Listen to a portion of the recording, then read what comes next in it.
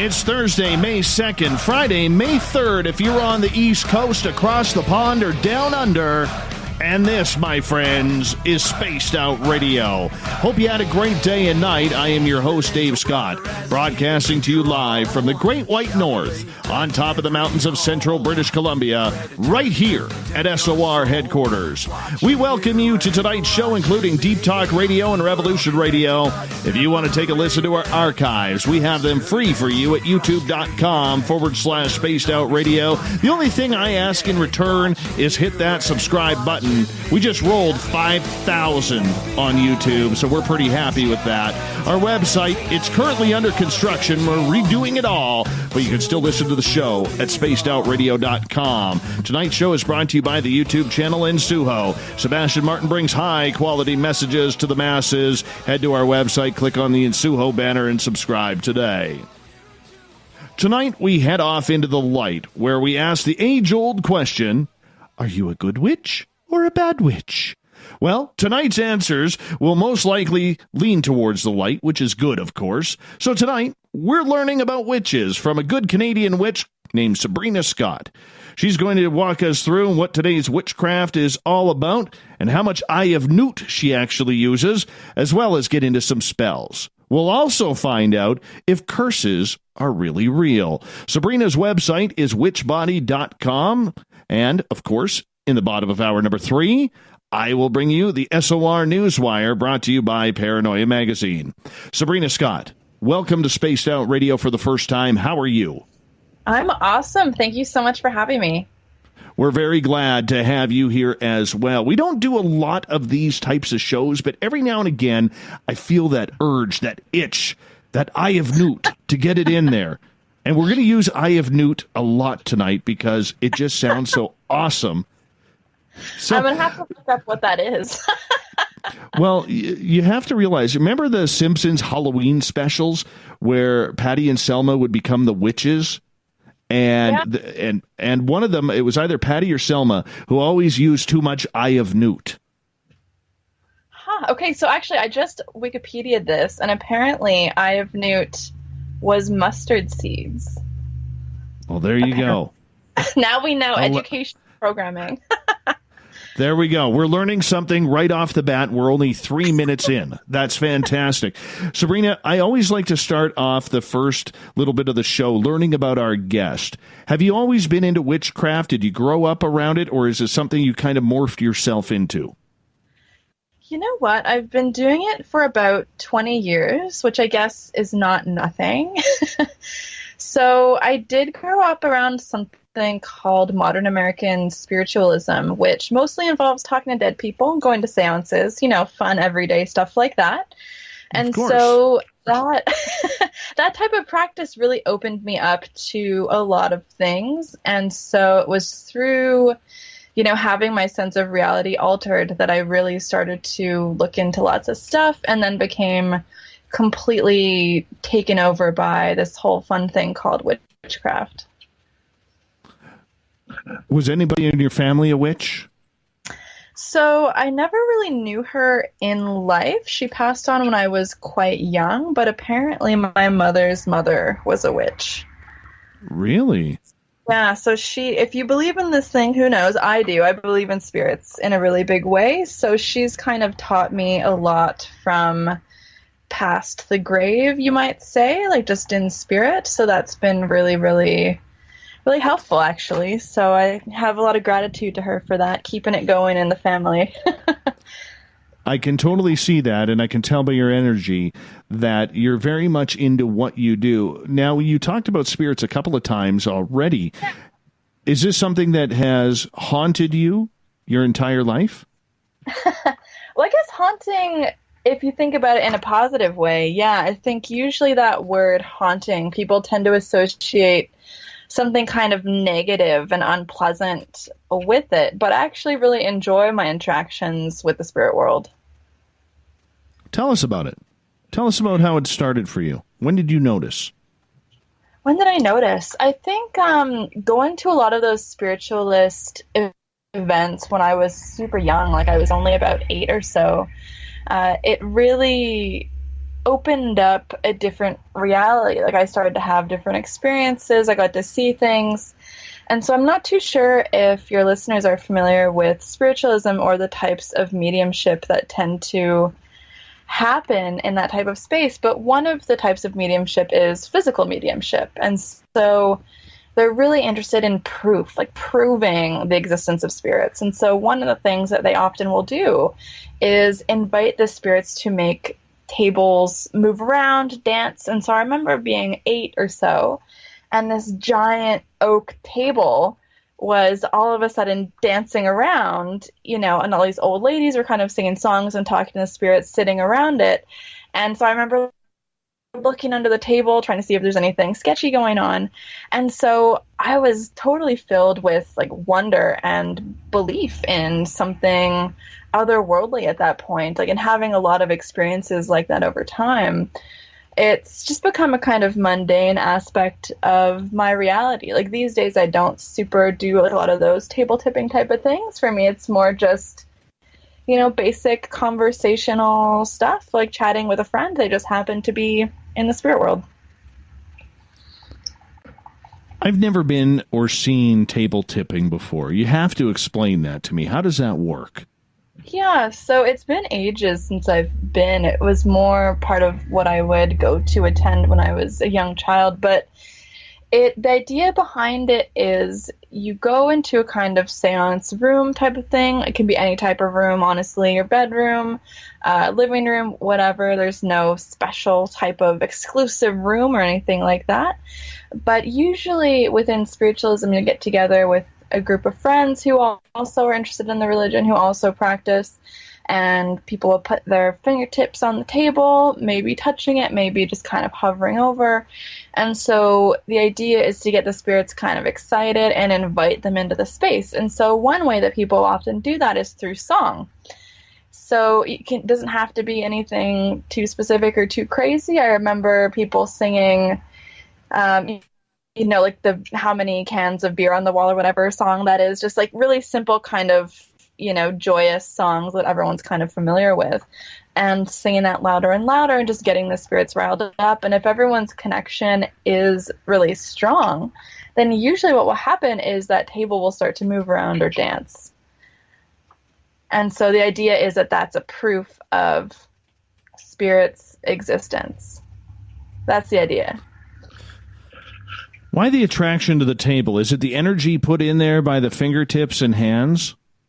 Yeah, so a big part of spiritualism is this idea of mediumship, right? So mediumship as a form of channeling. And so the human body is thought to be this kind of conduit for the spirits to move through, to speak through, stuff of that nature. So when you see mediums giving messages, that's very much exactly what's going on. It's just a kind of conduit type of experience.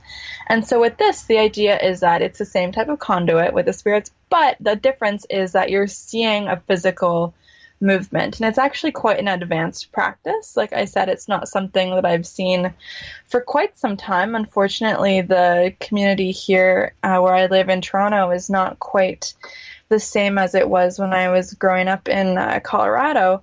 But it is something that you can definitely seek out if anyone has got the time and inclination to pursue that a lot. I would really suggest checking out Lilydale in upstate New York. It's kind of considered to be the headquarters of spiritualism.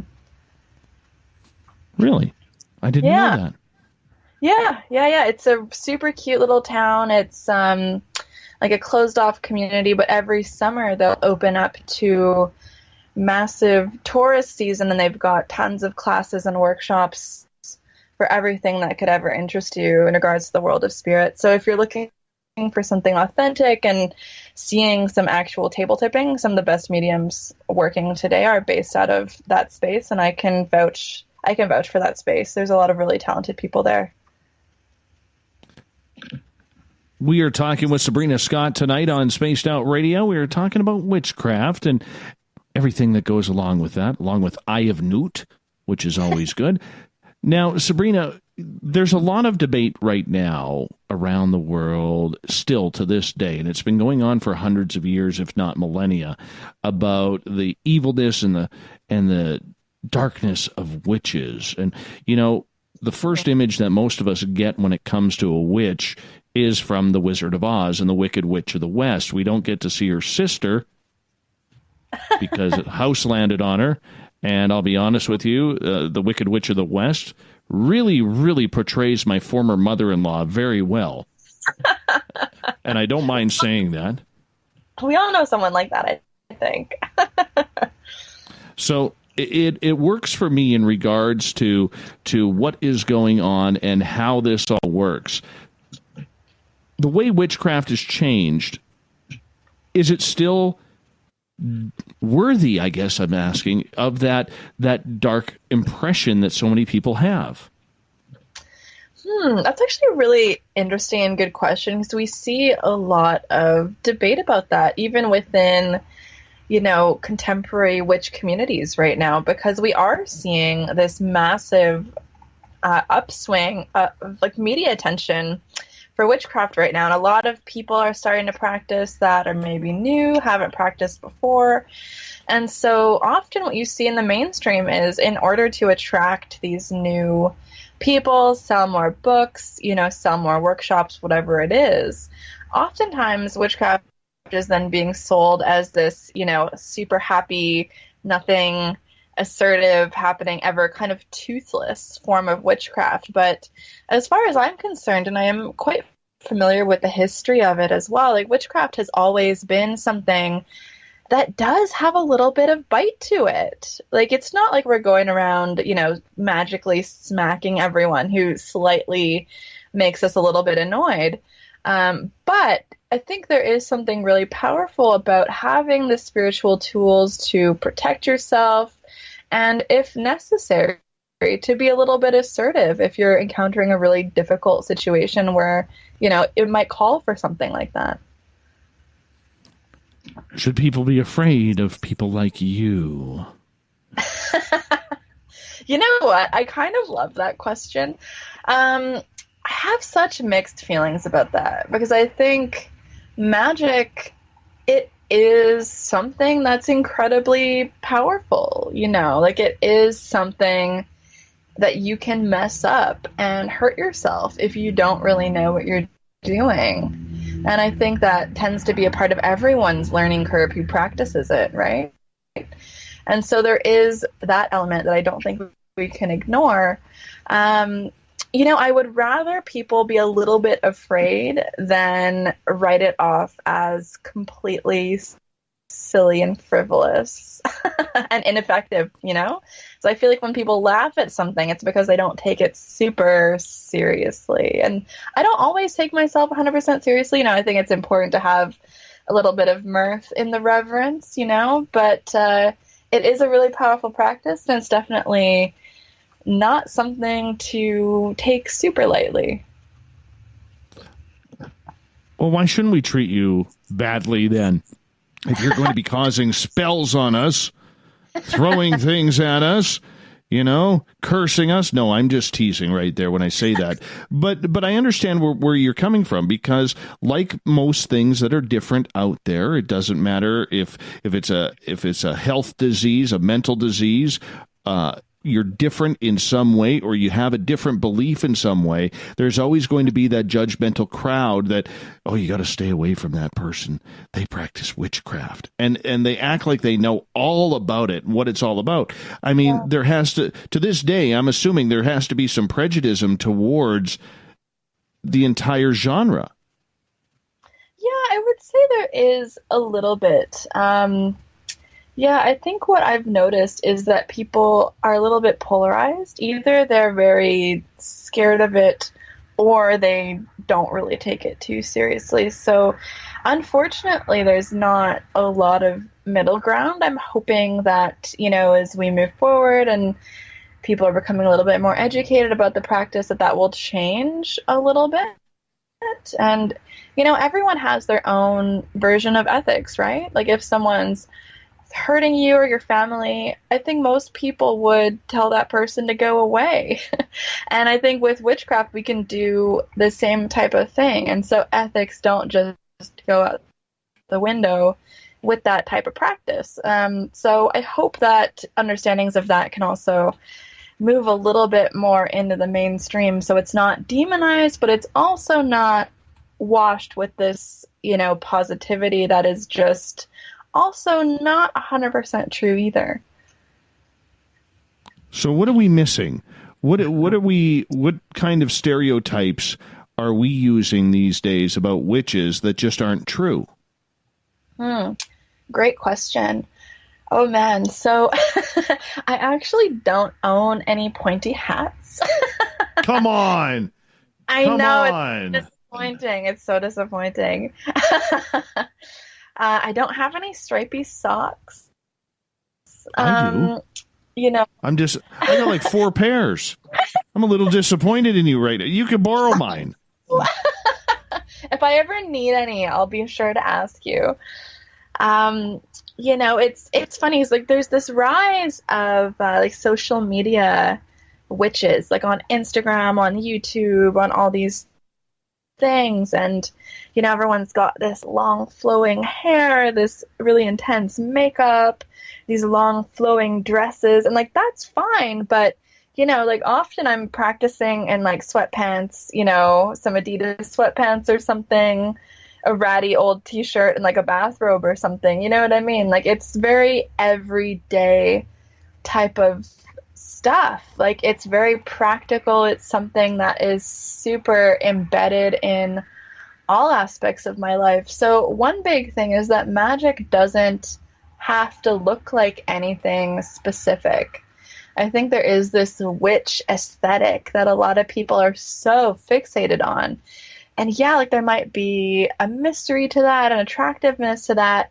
But I think some of the most magical people that you'll ever meet, who are the most talented practitioners, are not necessarily going to be, wearing any of that stuff or looking in that kind of way with the giant pentagram necklaces and all of that type of thing. So I think one big takeaway for me is for folks not to be fooled by the way something looks. Something can be super powerful magically and just look, not in that super witchy stereotype kind of way. So that's probably the first thing that I would point out. I've got endless lists of things to say about misconceptions, though.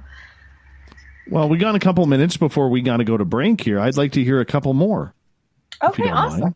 No, I would definitely love to go into it. So, and I'm happy to talk about spells and magic and stuff like that. I'm actually really excited to talk about spells. It's one of my favorite things to do, and I do take on a lot of spell work for clients. But something I think I would love for people who are new to the practice, who just are outsiders in some kind of way, to keep in mind is that witchcraft is actually not only about asking for stuff. It's also, for me, so much about being in relationship with spirits, with divinities, with saints, with the earth, with plants, with animals. It is about this collaboration of so many different beings and bodies and creatures. And it's so much about that connection. That's what makes magic work, in my opinion. And so it's not just about showing up at your altar or wherever it is that you're doing magic when you want something. It's about showing up every day. It's about showing up every week and just checking in, having some gratitude, giving some offerings, and building that kind of relationship. One way I try to explain it to folks is everyone hates that friend who only calls when they want something and never ever texts you to ask how you actually are. You know what I mean? And I find magic is kind of the same kind of thing. I try to not have that type of, extractive, exploitive relationship with the spirits I work with. So I actually ask for magical favors and workings and stuff like that. Not as often as you would think. I do it quite often, but more often I'll just show up to my altar, give thanks, ask the spirits how they're doing. and, give some offerings of fresh flowers, candles, incense, whatever it is, just to check in and build that relationship and keep that going. Because that's to me is a really big part of where the magic is. It's not just about, giving them your shopping list. When you say magic, what do you mean by magic? Because there's a lot of people out there who don't understand that there is a real magic comparatively to what we see people like David Copperfield or David Blaine performing. Right. Yeah, that's actually a really great question. So for me, I think you'll get as many different answers about what magic is as people you ask. That's for sure. But for me, magic it can be defined by creating change in accordance with your will. So it's basically having an intention and then taking a particular set of actions collaboratively to make that happen.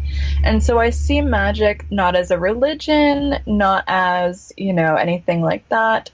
It's more like a methodology, a practice, a series of techniques that is actually compatible with any religion as far as I'm concerned. You can be an atheist, you can be Christian, you can be Muslim, you can be Wiccan, you can be Buddhist, you can be pretty much any religion, and you can still do, these types of practices. And I think that a lot of religions actually do have what I would consider forms of magic within them, whether it's something as simple as prayer or, incense at the church or something like that. These are all forms of changing space, changing reality, shifting the space in order to be in alignment with your intention.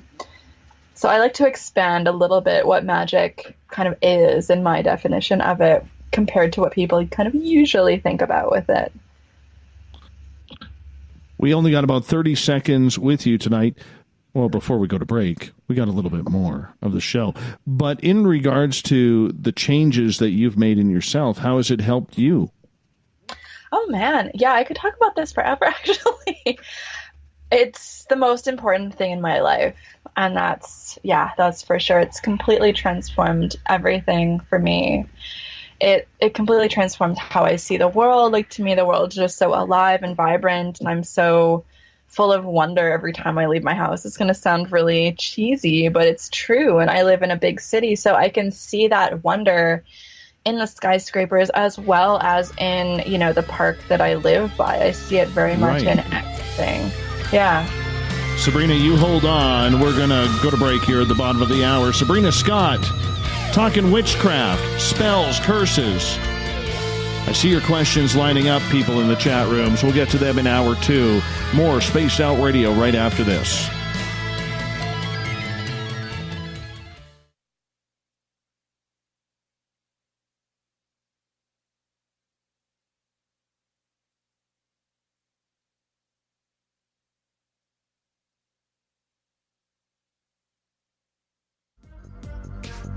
Coming up this September 21st and 22nd, all UFO eyes will be focused on Toronto for the 4th Annual Alien Cosmic Expo. Come listen to some of the biggest names and experiencers in ufology. Travis Walton, Paul Hellyer, Richard Dolan, Paula Harris, Grant Cameron, Randy Kramer, and Spaced Out Radio's own Dave Scott. Tickets are on sale now at aliencosmicexpo.com. Are you intrigued by Paranormal Talk Radio? You'll love the new Paranormal Radio app from TalkStream Live. You'll find a great selection of talk shows covering UFOs, ghosts, strange phenomena, and much more. Download the Paranormal Radio app now and start listening to the very best in paranormal talk entertainment, including the network you're listening to right now, the Paranormal Radio app, free in Google Play and the iOS App Store. Hello, this is your guitar man, Ron Bumblefoot Thal, and I have to tell you, I love the response I get for Little Brother is Watching from Spaced Out Radio fans. It's amazing how music can inspire and make people think deeper about what's going on in the supernatural world. You can head over to my website, bumblefoot.com, to check out my music, my guitar workshops, my touring, even check out some of the hot sauces that I'm working on. And make sure you keep on listening, because with Spaced Out Radio, you know Little Brother is watching. You hear footsteps in the empty room above you. A rocking chair begins rocking by itself. Don't be afraid of the things that go bump in the night. Reach for Spirit Storybox, the iPhone app the Huffington Post UK called the only ghost hunting app you will ever need. Spirit Storybox. The spirits are telling their stories. Are you listening? So, you love talk radio? Then you'll love TalkStreamLive.com. TalkStream Live is always on, 24/7, with the best streaming talk shows. Find your favorite talkers and discover some new ones. It's free, readily available online or on mobile with any smartphone or tablet. Finding your favorite talk shows all in one place has gotten a whole lot easier. Just go to TalkStreamLive.com. Be sure to download the free apps from Google Play or the iTunes App Store. Looking for a place to advertise at a very reasonable cost? Look no further than Spaced Out Radio. SpacedOutRadio.com has an advertising tab that you can click to check out our daily, weekly, and monthly packages to play on the radio, or our website including social media. From commercial spots to banners, we have it all. Check out our competitive pricing today. Coming soon to our website, spacedoutradio.com, is the SOR Space Travelers Club. For just $5 a month, you can get into a private area on our site where you can hang with other listeners in our chat room, post in our forum, and check out a bunch of exclusive content and store that won't be found anywhere else, including a nightly after-show party with Dave. It's going to be the best $5 a month you're going to spend. The SOR Space Travelers, only at spacedoutradio.com. A timepiece is a reflection of who you are, and what better way to show off the real you than with an Escape watch. Escape is a lifestyle brand accessorizing your days and nights. Choose to escape and create the life of discovery that you deserve. Dream, play, unite with your own personalized Escape watch. Head to escapewatches.com.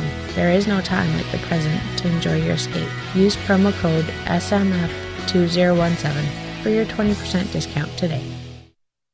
Did you know Spaced Out Radio runs 7 days a week? Hi there, this is Tessa Nicole Thomas, and I'm here to take you on a paranormal journey each Saturday and Sunday night. Why change the station when you have it all right here?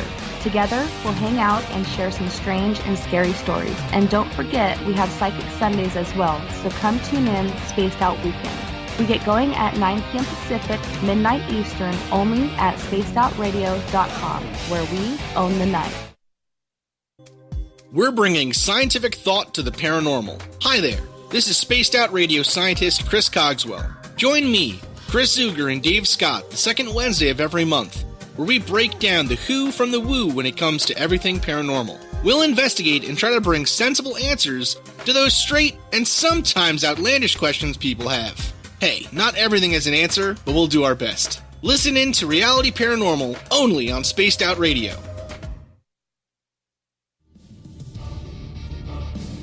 Come get spooked at the 4th Annual Forest Moon Paracon in Cedar-Woolley, Washington, Saturday, September 28th. UFOs, ghosts, aliens, Bigfoot. Speakers include Mike Morin and Jason Jordan, R. Keith Andrews, and Dave Scott from Spaced Out Radio, and so much more. There will be workshops and a VIP roundtable. Get early bird tickets now at fmparacon.com. Are you tired of being blocked, shadow banned, or placed in jail for simply posting your thoughts on social media? Social Media Freedom can take care of that for you. Social Media Freedom is the newest and one of the best free new apps that allows you the freedom to post what you want, when you want. It takes seconds to download from your app store. Come join the tribe at Social Media Freedom. It's time to set yourself free. Heading to Vancouver and looking for a night on the town? The Moose Vancouver is the bar that never stops rocking until 2 a.m. every night. The Moose has great food with everything on the menu from $6.95 to $8.95. Fantastic, vibrant staff and rock and roll that will bring you back to when the music was real, the hair was long, and the guitars were rocking. Get your party on at the Moose Vancouver, the official party bar of Spaced Out Radio. Visit purpleplates.com today. For over 40 years, the Purple Energy Plates have been delivering amazing results for their many customers. Inspired by the great genius Nikola Tesla, the harmony, healing, and energetic effects of the plates have proven over and over to be beneficial and often miraculous to thousands of customers. Check their site for daily specials and choose from their many energy products. You won't be sorry. Visit them today at purpleplates.com.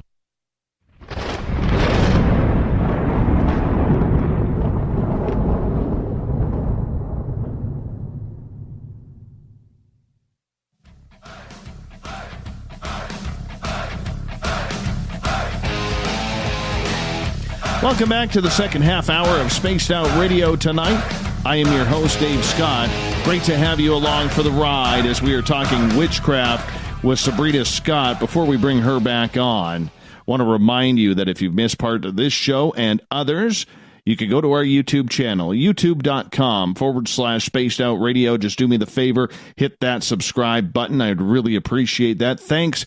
We rolled 5,000 people the other day. Now, that doesn't sound like a lot for many of you out there, considering there's channels with millions upon millions, but it's kind of an exciting milestone for us. So if you haven't subscribed yet, we'd love it if you did. And of course, our website, spacedoutradio.com, currently under construction. We're rebuilding it, making it bigger, better for you to handle. So make sure you check that on out. It'll be probably in a couple of weeks here.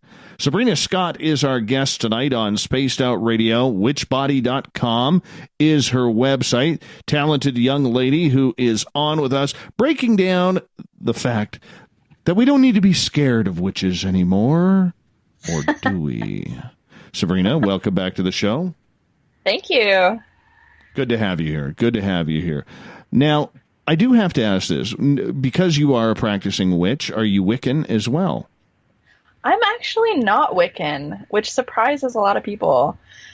So I think there is this conflation of witchcraft with Wicca, and it's funny because if you actually look back at the history of it, some of the originators of Wicca are actually kind of responsible for this confusion because they kept calling their new religion witchcraft as well as Wicca. So they used to actually use it in this interchangeable kind of way, even though it was not exactly fully accurate, but they wanted their spirituality to gain more momentum. And so people kind of knew what witchcraft was, didn't really know what Wicca was, and so that helped them spread the word about what they were doing. So we kind of see a continuation of that confusion into the present. So a lot of the time when you say the word witch, a lot of time people actually associate that with Wicca. So I actually get asked that a lot. But Wicca in itself is a religion that was founded in England in about 1954, I want to say. The year might be off by one or two. I can't quite remember now. And then witchcraft is something that's been going on kind of forever. And so I do the latter piece, not so much the Wicca piece. But Wicca has influenced my practice. I don't think you can, find any practicing witches right now who are not at least a little bit influenced by, the Wicca of the 1950s. It is really historically important, even though I don't actually subscribe to that religion. So the fact that you're kind of separated from a lot of the entire coven that is covered under Wicca, how do you feel? Do you feel that what you do is exactly the same as, say, somebody who practices Wicca? Yeah, that's a great question. I actually don't see it as the same at all. It can be similar in a lot of ways. So magic, it is a very technique methodology type of thing. And so some of the techniques and methodologies that we employ might be a little bit similar in terms of the mechanism, like the mechanics of it, like how does it work, the theory around why certain things function the way they do, why you might use a particular thing or do something a particular way. So for instance, I think we would both cast circles. Like I tend to cast a circle whenever I'm doing ritual, and Wiccans definitely do that. And so there are some similarities, like I will call on the 4 directions usually when I'll be in ritual. That's also something that Wiccans do. But there's also going to be a lot of differences in terms of what we do as well. A lot of Wiccans are much more interested in, I would say, the divinity aspect of things, the god and goddess reverence, whereas that's not something that is a part of my practice at all. They're much more interested in reverence, usually. Not always, but usually. And I'm more interested in practice. How many cats do you have, and do they have crooked tails? I have 3 cats, actually.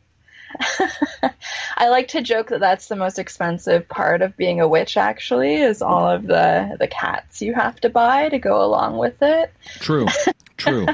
It's my biggest expense. And I do ask that question in jest, and I know you took it that way, and I thank you for that. But, you know, it's the Canadian humor that we have that you automatically get being Canadian, even though you live in Toronto.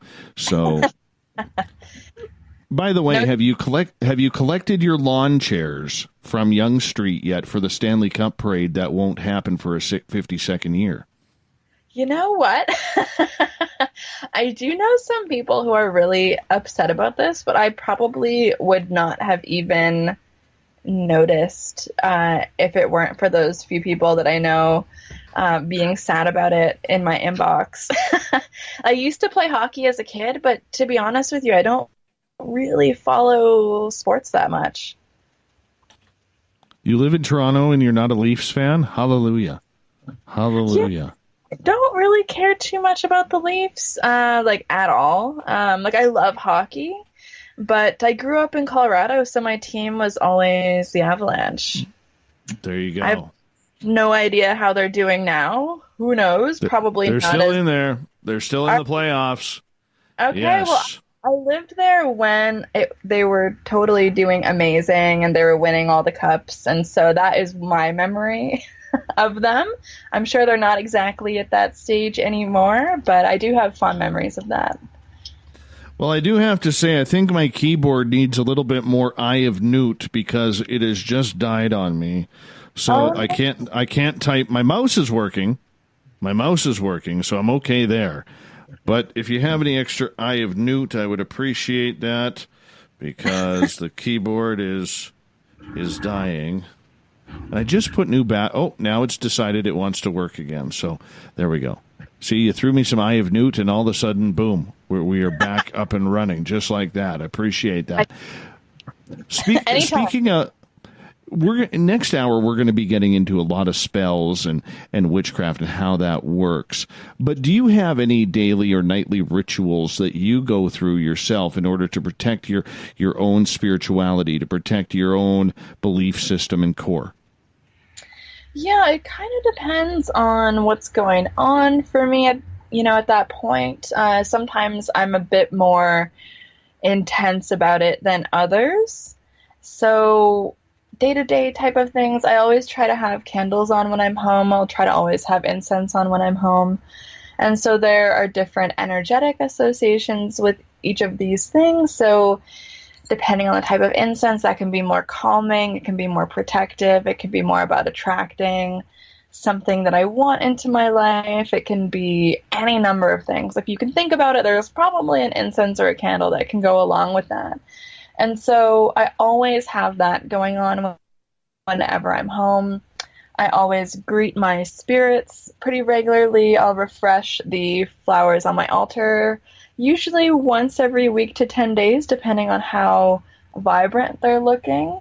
This is kind of maintenance stuff. But in terms of morning and nighttime ritual, I do a lot of visualization type of exercises, and so that is also within the type of magic that I do. One way that we consider energy to be manipulated or changed or controlled is through visualization. So something as simple as visualizing a giant white protective ball around myself, my apartment, my neighborhood, that is definitely something that I will do on a regular basis just to keep myself, kind of safe, taken care of, and a little extra protection never hurts anybody. Sabrina Scott is our guest tonight on Spaced Out Radio. We are talking witchcraft with her tonight. With those rituals that you go through on a daily basis to keep your chakras cleansed and your spirit true to yourself, do you ever find a lot of negativity trying to come on in, much like a lot of people face on a daily basis? Yeah, great question. So usually if I'm feeling outside bad vibes, usually I will do a kind of candle working around that just to get that away, to banish that. If it's someone specific that I think is trying to mess with me, usually I'll just bounce it back off of me and elsewhere. So I will deal with that as it comes up. But in terms of a more day-to-day, less serious type of cleansing practice or banishing practice, when I teach this type of work to folks who are really new, one thing I often will suggest that they do is try to incorporate this visualization of getting rid of bad vibes into everyday tasks that they might do. So one really, really simple one is, when we're taking a shower. It's a really, really easy imagery to kind of latch onto, right? So the symbolism of the shower is we're kind of getting clean, we're cleansing ourselves, the water is, moving down our body, all of this type of thing. And so that's a really great symbol to work with if we're trying to get rid of bad vibes. And so that's a really, really great way to start the day, to end the day. Depending on if you prefer to shower in the morning or the evening, totally up to you. But either one, it's such a great opportunity to cleanse yourself, literally, with the shower and soap and all of that stuff, but also energetically. And imagine that as those water droplets hit you, that they're also spiritually and energetically cleansing you, not just physically. So that's one really simple example that I'll also work with myself. It's a nice, easy way to make mundane, everyday tasks a little bit magical. Is this something everybody can do?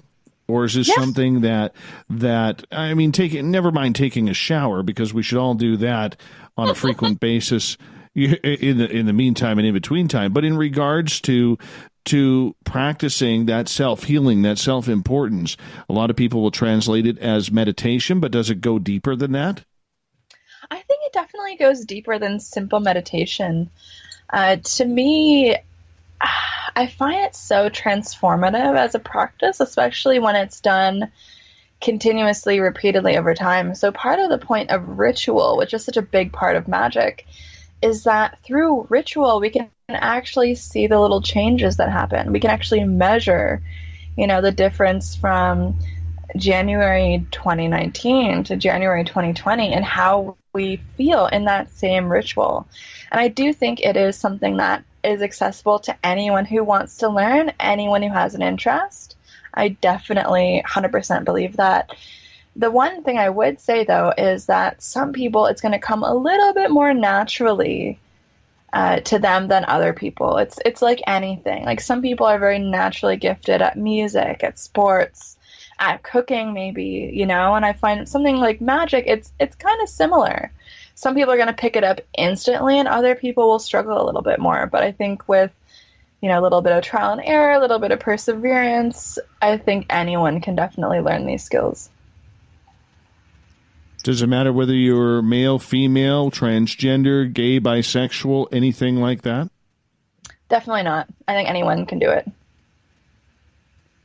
What about age? Age? That's an interesting one.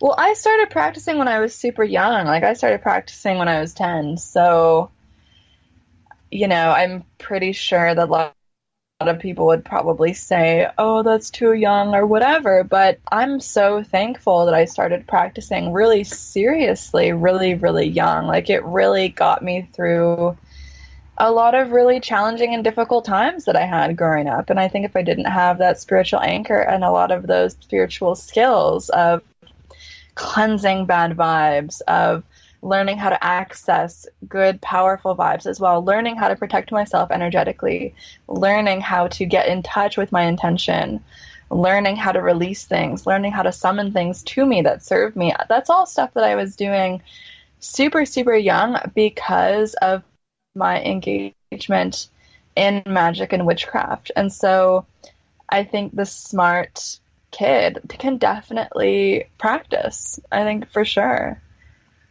So what's the point of doing that? What's the point of using the witchcraft and magic? What's the point? Yeah. I think for me, it taught me a much deeper relationship with both myself and also the world around me and also the spirits, you know? So it's funny. It surprised me as I moved to Toronto to learn that a lot of the witches that I had met, had come to meet in the city, had a really different practice from me because they had never spoken to spirits. They had never, you know, really seen the reality of the religion and practice that they were doing.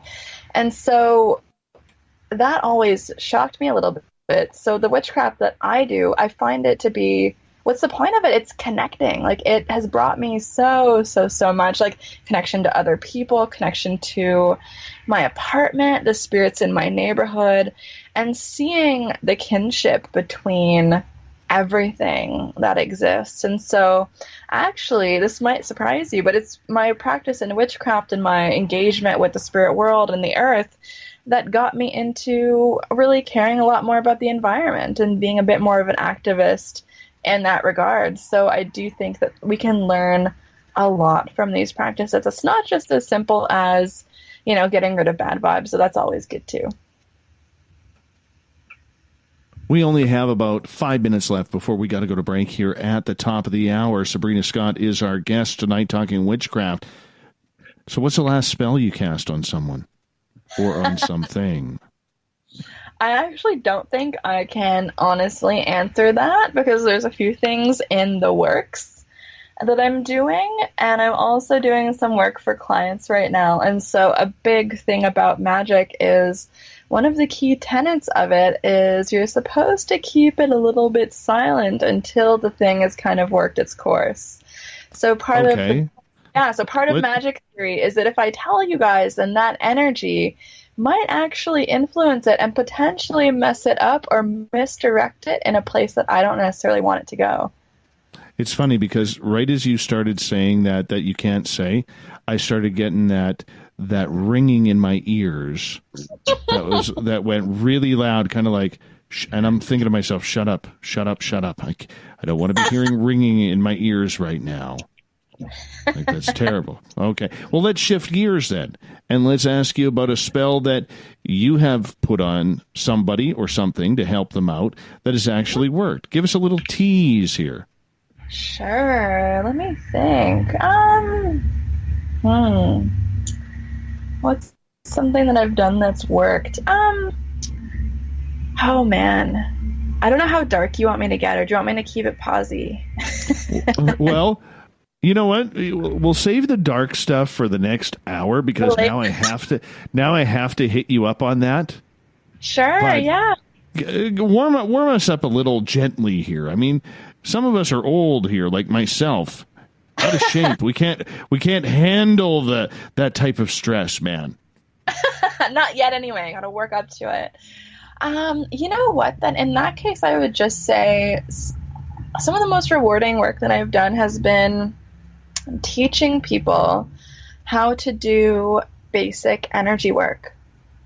And so every magical ritual that I'll ever do, and that most people will ever do, if you're working within the type of witchcraft that I work in, which is a bit more of a European influence style of magic, there's a few different things something can be. It can be banishing, it can be attracting, it can be grounding, it can be cleansing, right? So we're either bringing stuff to us or we're protecting ourselves, right? And so I like to teach people how to work with energy in these really, really basic ways, just with their own body. You know, if they feel a bad vibe, how to get rid of it.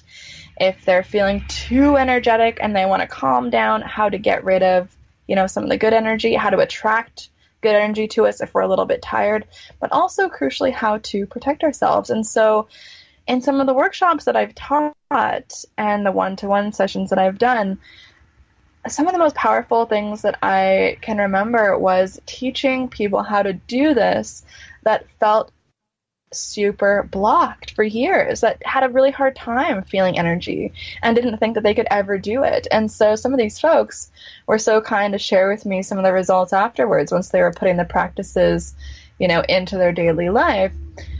A lot of them have told me that things have very dramatically changed for them. Like, they do feel a lot more protected. A lot more stuff is bouncing off of them that would have perhaps had a lot more of a negative influence before. They've been able to slowly release energetically some of the nasty things that are holding them back a little bit, or have been like a little bit of a thorn in their side over the past few months, and learning how to protect themselves in their workplace. Like, maybe they've got a really nasty boss, or their workplace environment is a little bit toxic and harmful, but they're not quite in a position to quit. Learning those skills to energetically protect yourself when you're going into a hostile or unsafe environment is really, really helpful for people. And that is one of my favorite things that I've been able to teach some of my clients. So that's kind of a thing that I've done with people that has worked. And often when I teach people, I'll do it with them. So it's not just an instructions, okay, 1, 2, 3, do this, do this, do this. It's not really like that. I'll sit with them. We'll go through it together. We'll both feel the energy physically in the space when possible, though I do sometimes also do this with over Skype or distance or something with people. But I find actually doing it and feeling it together, asking people to walk through it with me, and then asking them to do it at their workplace when they're dealing with a nasty in-law maybe, or family, or a nasty... Well, on that note, we are going to hop out for a break here at the top of the hour. Sabrina Scott is our guest tonight on Spaced Out Radio. Witchcraft, spells, curses, and a plethora of questions from all of you in the chat rooms coming up in hour number 2. Stay tuned.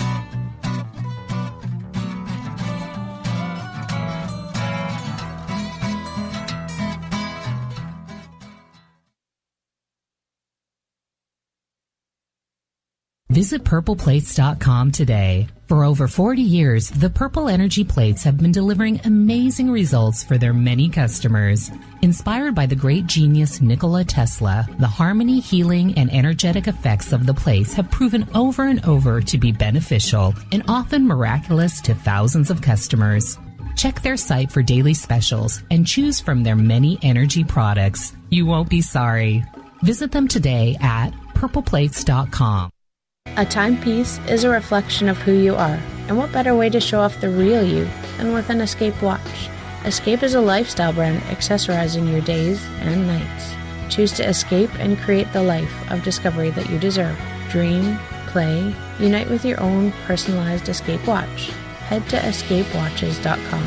There is no time like the present to enjoy your escape. Use promo code SMF2017 for your 20% discount today. We're bringing scientific thought to the paranormal. Hi there, this is Spaced Out Radio scientist Chris Cogswell. Join me, Chris Zuger, and Dave Scott the second Wednesday of every month. On the first Tuesday of every month, I encourage you to come along for a journey with me, Geraldine Orozco, on The Spiritual You. Together, we will take a look at how to access the highest expression of yourself and change your life. Consciousness, ET contact, health, and wellness, we can talk about it all. So come along for a spiritual ride with me, Geraldine Orozco, on The Spiritual You. Only on Spaced Out Radio. Come get spooked at the 4th Annual Forest Moon Paracon in Cedar-Woolley, Washington, Saturday, September 28th. UFOs, ghosts, aliens, Bigfoot. Speakers include Mike Morin and Jason Jordan, R. Keith Andrews, and Dave Scott from Spaced Out Radio, and so much more. There will be workshops and a VIP roundtable. Get early bird tickets now at fmparacon.com. Hello, this is your guitar man, Ron Bumblefoot Thal, and I have to tell you, I love the response I get for Little Brother is Watching from Spaced Out Radio fans. It's amazing how music can inspire and make people think deeper about what's going on in the supernatural world. You can head over to my website, bumblefoot.com, to check out my music, my guitar workshops, my touring, even check out some of the hot sauces that I'm working on. And make sure you keep on listening, because with Spaced Out Radio, you know Little Brother is watching. We are getting ready to relaunch the SOR Space Travelers Club at spacedoutradio.com. For $5 a month, you can join us for a plethora of features found nowhere else. Hang out in a private chat room during the show and after party. You can check out some exclusive content and a store specifically for you, as well as a private listener forum where you can post your thoughts, stories, and pictures. The SOR Space Travelers Club, coming soon to spacedoutradio.com.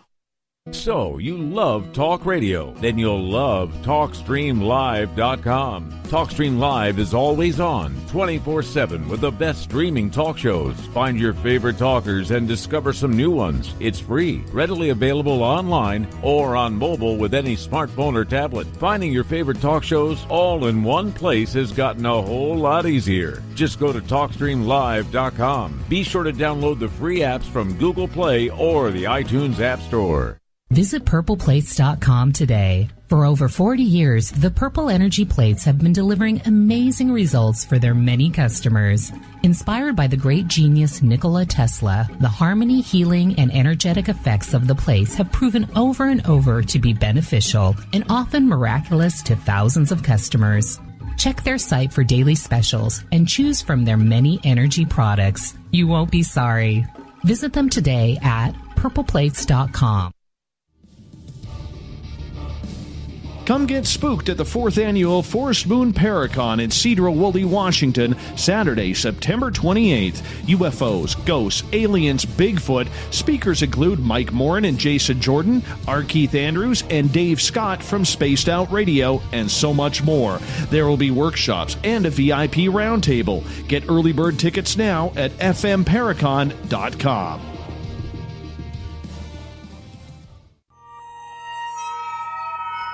You hear footsteps in the empty room above you. A rocking chair begins rocking by itself. Don't be afraid of the things that go bump in the night. Reach for Spirit Storybox, the iPhone app the Huffington Post UK called the only ghost hunting app you will ever need. Spirit Storybox. The spirits are telling their stories. Are you listening? Are you intrigued by Paranormal Talk Radio? You'll love the new Paranormal Radio app from TalkStream Live. You'll find a great selection of talk shows covering UFOs, ghosts, strange phenomena, and much more. Download the Paranormal Radio app now and start listening to the very best in paranormal talk entertainment, including the network you're listening to right now, the Paranormal Radio app, free in Google Play and the iOS App Store.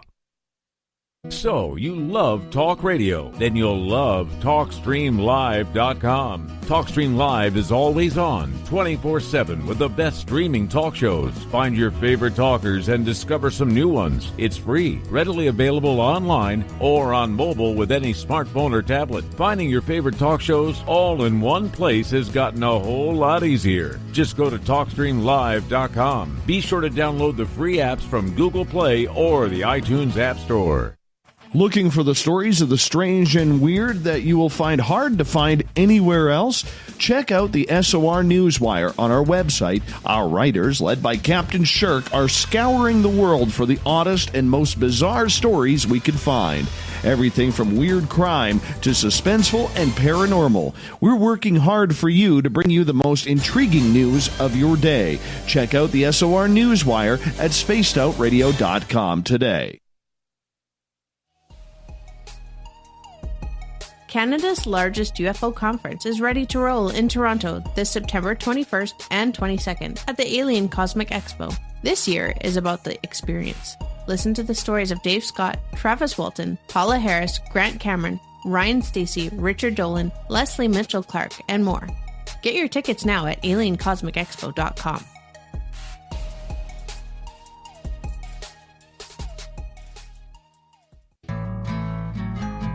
Looking for a place to advertise at a very reasonable cost? Look no further than Spaced Out Radio. SpacedOutRadio.com has an advertising tab that you can click to check out our daily, weekly, and monthly packages to play on the radio, or our website including social media. From commercial spots to banners, we have it all. Check out our competitive pricing today.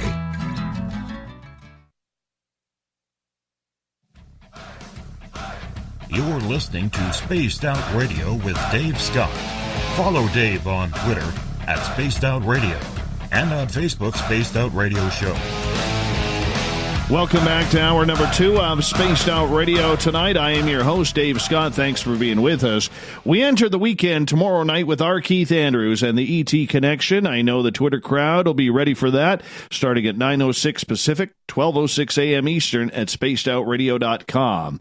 Hi to everyone listening in on our terrestrial affiliates down in California, 93.7 FM in Ridgecrest, KDUN AM 1030 in Reedsport, Oregon. In New Orleans, UPRN 107.7 FM, and in Noonan, Georgia, WQEE 99.1 FM. On the digital side, hi to everyone listening in on Revolution Radio and Deep Talk Radio. Remember, you can check out all of our archives for free at youtube.com/Spaced Out Radio. Just do me the favor, hit that subscribe button. The Desert Clam has set the password for tonight in the SOR Space Travelers Club. Hauf. Hauf is your password. Nobody knows what it means, but the Clam sets a password each and every night right here on the mighty SOR. Our website is spacedoutradio.com, currently under construction. We're redoing it all, making it look gorgeous, absolutely gorgeous. Give it a couple weeks, and we will be launching the new site. Tonight, we are talking witchcraft. Our guest tonight is Sabrina Scott. No relation, but she sounds pretty cool so far. Her website, witchbody.com. Witchbody.com if you want to check it on out. She has a book on there as well, which I highly suggest you check on out. The title, a graphic novel. What is your book called? A rambling and poetic auto-ethnography? Auto-ethnography? I've never even heard of that word. What is that, Sabrina? Got to fill me in. Oh, man. Yeah, so the book is called Witchbody, and so auto-ethnography... Oh, man, you're getting me into... Hold on. Auto-ethnography? Yeah, so have you heard of a normal ethnography? No! Oh, okay, no. So... I played sports growing up. That's way too many syllables for me. Oh, man, I'm a big nerd. So ethnography, it's basically like a study of a people, a culture.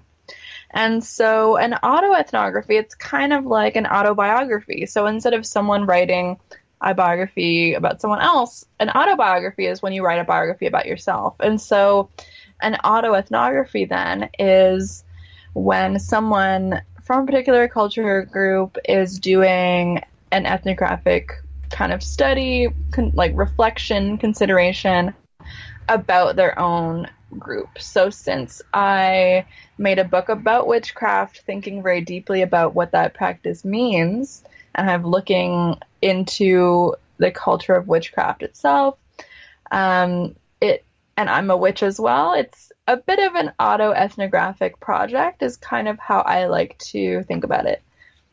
Okay. Yeah. Does that make sense? Way to break it down.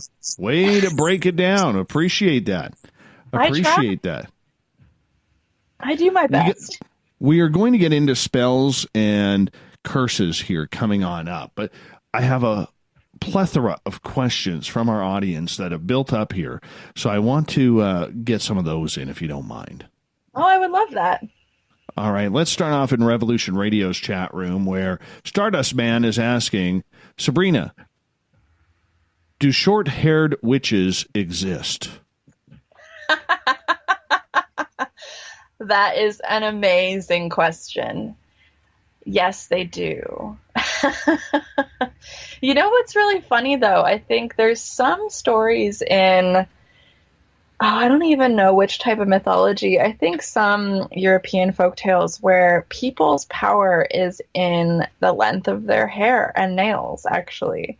And so I think that could be where some of the cultural stereotypes kind of come from, is that having long hair, long nails, it's kind of keeps your power in there or something. I wish I could remember where that mythology came from exactly, but I think that could be partly where that association comes from, if you want just a little bit of history to go with all the laughs. Well, there we go. There we go. And I know, thank you to you, auto-ethnography is now going to end up being a password by the Desert Clam, and I don't look forward to that. So thanks for ruining that for me. I appreciate that. But let's go on to more questions. Sharon is asking, where do you get your power from? Oh, man, great question. So, wow, I love this question. No one's actually ever asked me that before. So, within my own perspective with all this fun witchcraft stuff, I actually don't believe that the power is only mine. I believe that the power that I'm able to wield in the work that I do, it comes from all of these spiritual relationships that I have with spirits, with saints, with ancestors, with all of that fun stuff, like with my neighborhood spirits, with, you know, spirits of the earth, all of that stuff, any other spiritual allies that I might also work with, because those are the beings that I'm collaborating with whenever I'm doing magic. And so they all help me to do what I need to do and to make sure that that is potent and powerful and effective. And so oftentimes when people's magic is not that powerful, often it can be for a few different reasons. It can be because they're just really new and maybe they don't quite have a handle on energy work yet. But I also think a big reason why some people's magic doesn't work is because they don't have those spiritual relationships with different entities that have been nurtured and cultivated and built over time. So I really do see magic as collaborative. And so I really do believe that what I do is powerful because of the strong relationships that I have. And so I don't fully deserve all the credit. Wonderful. Let's go to Uncle Dale and his power mustache in the SOR Space Travelers Club. Sabrina, how is your practice different from other mediums or psychics who do readings and tarot and such? Great question. Okay, great question. So a lot of the time, psychics or mediums won't necessarily be witches as well. And the same thing can be said for tarot readers, though there is a little bit more overlap with people who read tarot who also practice witchcraft. And so I would say, how is what I do different? So mediumship is basically a form of channeling the spirit world. A psychic is someone who is going to just pick up on vibes. So they don't necessarily see or talk to spirits or anything like that. They're just picking up on energy. So I can do that. I can also do the mediumship piece, though that's definitely not the main part of my practice in terms of doing that work for clients. Like sometimes it will come through in a tarot reading and sometimes it doesn't. It kind of depends on how chatty that person's spirits are. And then witchcraft is, for me, my practice of witchcraft is actually very much made a little bit stronger, I feel, because I also do all those other things. So I kind of see myself as a bit of a one-stop shop for a lot of these types of practices. Like all of those 4 things I do mediumship stuff, I do psychic stuff, I do tarot, and I do the witchcraft piece. So I think I learned so much about all of those different ways of practice and ways of being, and they are all so distinct that they all do influence how I engage with everything else. So it's kind of like, you know, learning Spanish and Italian and French. Like they're kind of different languages, but if you know more than one, it's going to help you learn the other ones, and you'll get to see patterns within different languages. And so I kind of see these as different energetic and spiritual languages. So in my opinion, knowing more than one has been incredibly helpful and has benefited each of those things in a different way. Hopefully that's what you're getting at with that question. Follow-up from Uncle Dale's Power Stash. Do you see magic as a technology that uses your own power, or as making deals with spiritual creatures to help get them to do things for you? Okay, so neither, actually. So I definitely don't see it as making deals to get spirits to do things for me, though some people will see it that way for sure. For me, my practice is so much more about building relationships. So I see it a lot like family, a lot like friendship, right? It's like you're not necessarily going to be making a deal or like bribing a friend or family member to, you know, care about you when you're sick or help you out with something. They do that because you guys are in a relationship. You care about each other genuinely. And so in healthy, good relationships, there's not really much bribery that needs to happen. But at the same time, those relationships need to be cultivated and nurtured and supported to grow so that both parties are getting something valuable and beneficial out of that. And so for me, I see magic very much as something that does involve that relationship, though I do think since I have been doing this for quite some time, I am bringing some of my own skill to it. But in terms of where does the power lie, I do see it as actually quite collaborative.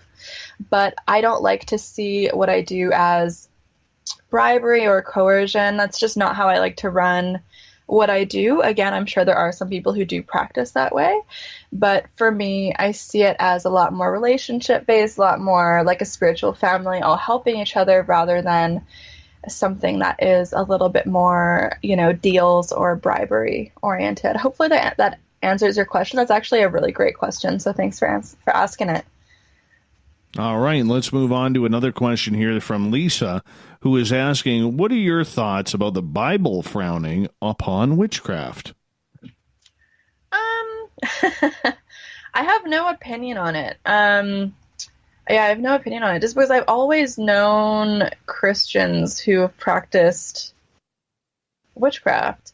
And actually, one of my favorite witchcraft stores is actually a Christian Greek Orthodox witchcraft store in Chicago.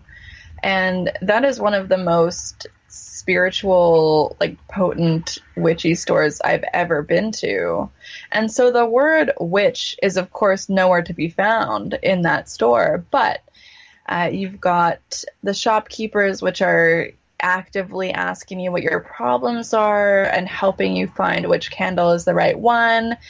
All the candles are made in-house and have been for 100 years. All the statues are blessed every morning. And if that's not witchy, I don't really know what is. So I do think that that's something to consider. But also historically, there has been hundreds and hundreds and hundreds of years of dual practice. People doing more than one type of religion at one time. And I think that is also something that's really important to be aware of and consider. Jeff on Twitter at #SpacedOutRadio asking, are there any spells for curing constantly cold feet?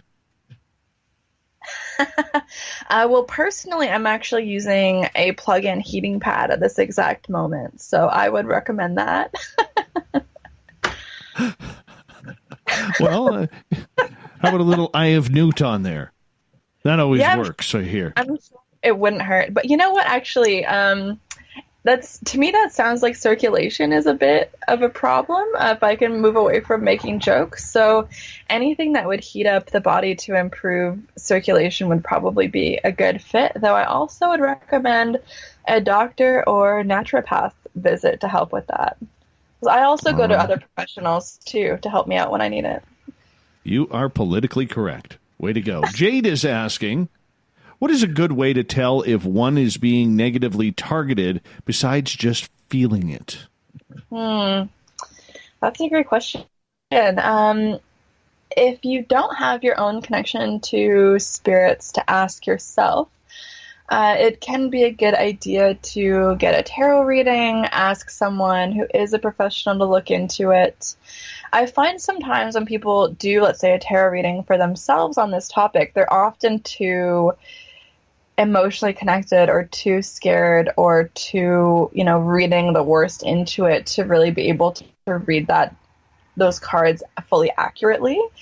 So sometimes just having an outside opinion can be really useful, but be really careful with who you trust, because some workers will say, oh yes, you have been cursed, and so we need to do all these workings. And that's not always the honest answer. Sometimes the answer is, nope, there's nothing really going on. You're just in a bit of a rut. And so that might be a good, reason to do some spiritual work in and of itself. I do think feeling it tends to be a really good first start. But if you are interested in building your own energy practice, like that's a really, really good opportunity to try to get more in touch with your intuition. Like if your intuition is giving you a really, really strong feeling that something is happening, listen to it. And I think the more we listen to our intuition, the stronger and more accurate it tends to get.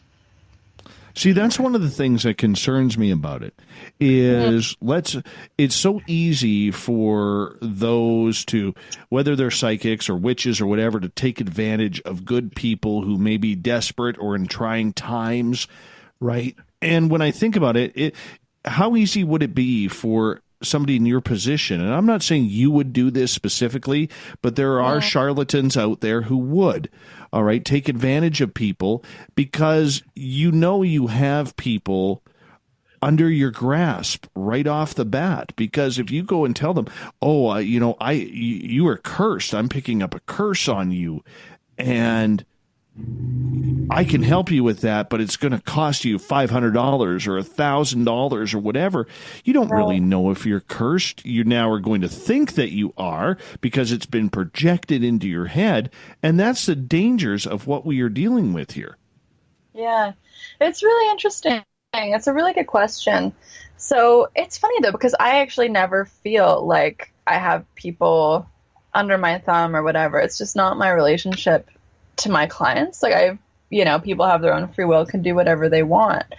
And so it's funny because I don't really advertise my services that much. Like obviously I'm on the radio giving like a fun chat. And so I guess that's a form of advertisement, but I don't chase clients. Like people come to me wanting A, B, C, D thing done. So I actually turn down work because I don't think they're cursed or because whatever it is, I just don't align with what it is they want me to do or their expectations are unreasonable or whatever. Like I like to be very realistic about what I can deliver people. And so I think like one red flag, and I'm seeing this a lot on social media, is people who are doing spiritual work will sometimes follow people and then message them. And so if anyone is chasing you and saying, hey, you're cursed, I would see that as a red flag. And I don't do that. Right.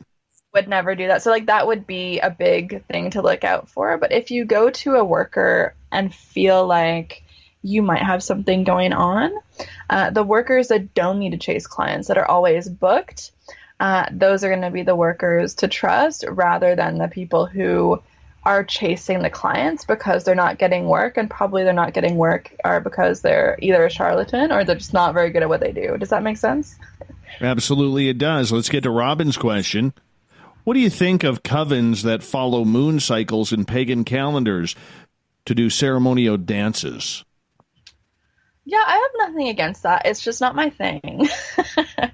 Like, if that's what suits some people, that's cool. Like, I like honoring the moon for sure, but I tend to do it in a bit more of a solitary way. And I don't personally celebrate all of the big Wiccan holidays. Like, I'll celebrate the equinoxes and the solstices and then Halloween and New Year's, but that's pretty much it for me. So I'm doing a little bit of my own thing, but if the big coven full moon dance parties are what works for you, then who am I to say no to that? You know, go for it. Very nice. Very nice. Let's continue on as we got about 4 minutes left until the bottom of the hour, and we'll continue the questions as well. Sabrina Scott is our guest tonight on Spaced Out Radio. And this question comes from Joe, who says, has your first name always been Sabrina, or did you change it when you became a witch? I love this question. I love this question.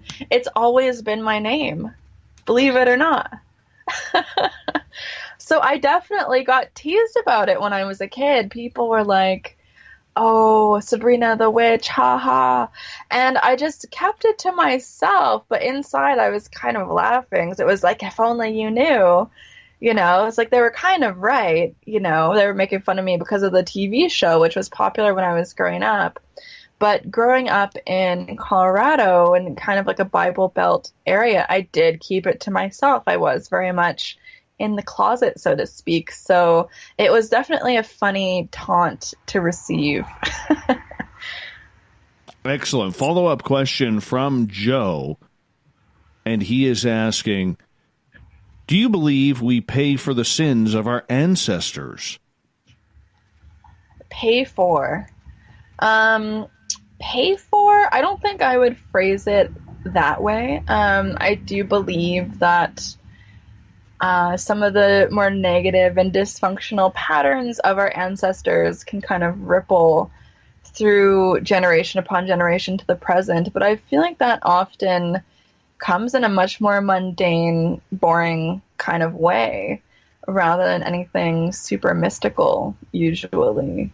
So I do believe that the ancestral trauma, for instance, is real. Like, I do think that does ripple through. And so that's actually one of the roles of spiritual work that I personally see and like working with, is healing some of those ancestral lines. Like, I really do see that as a really big part of my practice as well. PBR is asking in the Spreaker chat, do you have a familiar? Now, I don't know really what that means, so if you know, break it down for me, because I'm kind of lost at that, but I got to look up what a familiar is.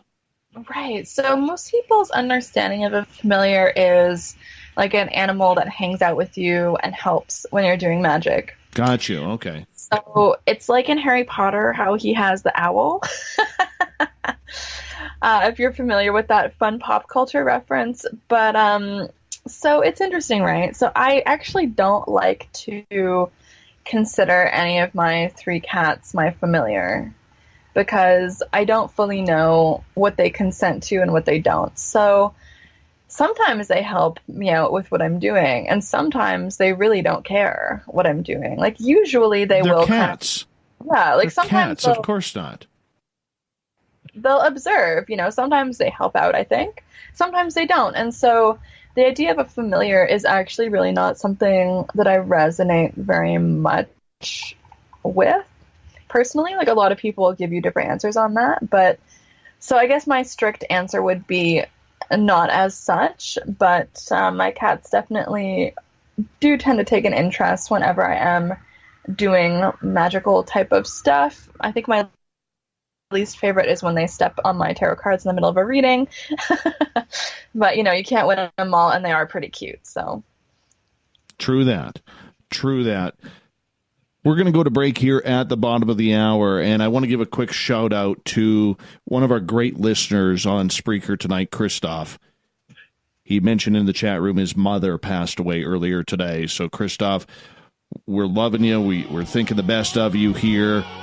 And God bless to you and your family right now for the loss of your mom. And we thank you that we're able to help take some of that away tonight from you. More Spaced Out Radio right after this as we continue to talk witches with Sabrina Scott. We'll be back.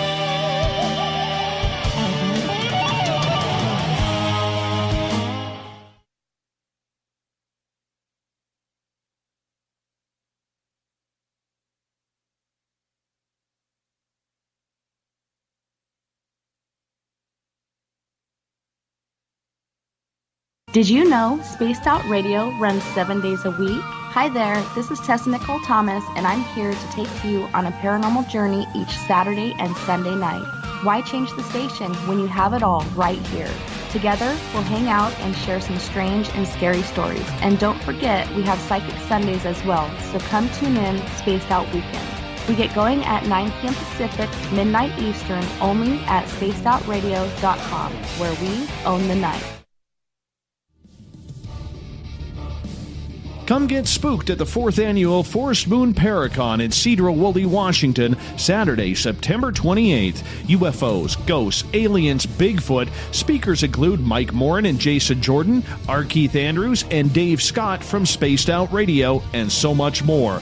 There will be workshops and a VIP roundtable. Get early bird tickets now at fmparacon.com. Heading to Vancouver and looking for a night on the town? The Moose Vancouver is the bar that never stops rocking until 2 a.m. every night. The Moose has great food with everything on the menu from $6.95 to $8.95. Fantastic, vibrant staff and rock and roll that will bring you back to when the music was real, the hair was long, and the guitars were rockin'. Get your party on at the Moose Vancouver, the official party bar of Spaced Out Radio. Looking for a place to advertise at a very reasonable cost? Look no further than Spaced Out Radio. SpacedOutRadio.com has an advertising tab that you can click to check out our daily, weekly, and monthly packages to play on the radio, or our website including social media. From commercial spots to banners, we have it all. Check out our competitive pricing today. We're bringing scientific thought to the paranormal. Hi there, this is Spaced Out Radio scientist Chris Cogswell. Join me, Chris Zuger, and Dave Scott the second Wednesday of every month, where we break down the who from the woo when it comes to everything paranormal. We'll investigate and try to bring sensible answers to those straight and sometimes outlandish questions people have. Hey, not everything has an answer, but we'll do our best. Listen in to Reality Paranormal only on Spaced Out Radio. Are you intrigued by Paranormal Talk Radio? You'll love the new Paranormal Radio app from TalkStream Live. You'll find a great selection of talk shows covering UFOs, ghosts, strange phenomena, and much more. Download the Paranormal Radio app now and start listening to the very best in paranormal talk entertainment, including the network you're listening to right now, the Paranormal Radio app, free in Google Play and the iOS App Store.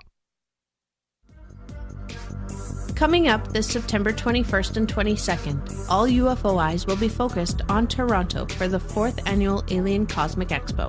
Come listen to some of the biggest names and experiencers in ufology. Travis Walton, Paul Hellyer, Richard Dolan, Paula Harris, Grant Cameron, Randy Kramer, and Spaced Out Radio's own Dave Scott. Tickets are on sale now at aliencosmicexpo.com. So, you love talk radio? Then you'll love TalkStreamLive.com. TalkStream Live is always on, 24/7, with the best streaming talk shows. Find your favorite talkers and discover some new ones. It's free, readily available online or on mobile with any smartphone or tablet. Finding your favorite talk shows all in one place has gotten a whole lot easier. Just go to TalkStreamLive.com. Be sure to download the free apps from Google Play or the iTunes App Store. Are you tired of being blocked, shadow banned, or placed in jail for simply posting your thoughts on social media? Social Media Freedom can take care of that for you. Social Media Freedom is the newest and one of the best free new apps that allows you the freedom to post what you want, when you want. It takes seconds to download from your app store. Come join the tribe at Social Media Freedom. It's time to set yourself free. A timepiece is a reflection of who you are, and what better way to show off the real you than with an Escape watch? Escape is a lifestyle brand accessorizing your days and nights. Choose to escape and create the life of discovery that you deserve. Dream, play, unite with your own personalized Escape watch. Head to escapewatches.com. There is no time like the present to enjoy your escape. Use promo code SMF2017 for your 20% discount today. Visit purpleplates.com today. For over 40 years, the Purple Energy Plates have been delivering amazing results for their many customers. Inspired by the great genius Nikola Tesla, the harmony, healing, and energetic effects of the plates have proven over and over to be beneficial and often miraculous to thousands of customers. Check their site for daily specials and choose from their many energy products. You won't be sorry. Visit them today at purpleplates.com. Coming soon to our website, spacedoutradio.com, is the SOR Space Travelers Club. For just $5 a month, you can get into a private area on our site where you can hang with other listeners in our chat room, post in our forum, and check out a bunch of exclusive content and store that won't be found anywhere else, including a nightly after-show party with Dave. It's going to be the best $5 a month you're going to spend. The SOR Space Travelers, only at spacedoutradio.com. You hear footsteps in the empty room above you. A rocking chair begins rocking by itself. Don't be afraid of the things that go bump in the night. Reach for Spirit Storybox, the iPhone app the Huffington Post UK called the only ghost hunting app you will ever need. Spirit Storybox. The spirits are telling their stories. Are you listening?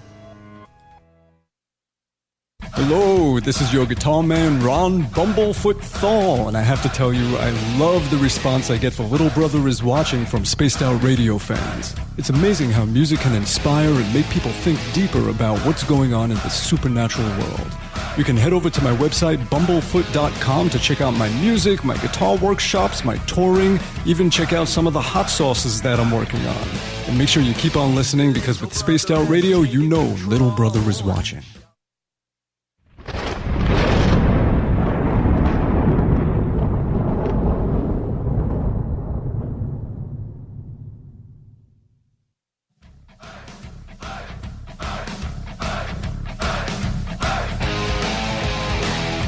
We pass a halfway point of Spaced Out Radio tonight.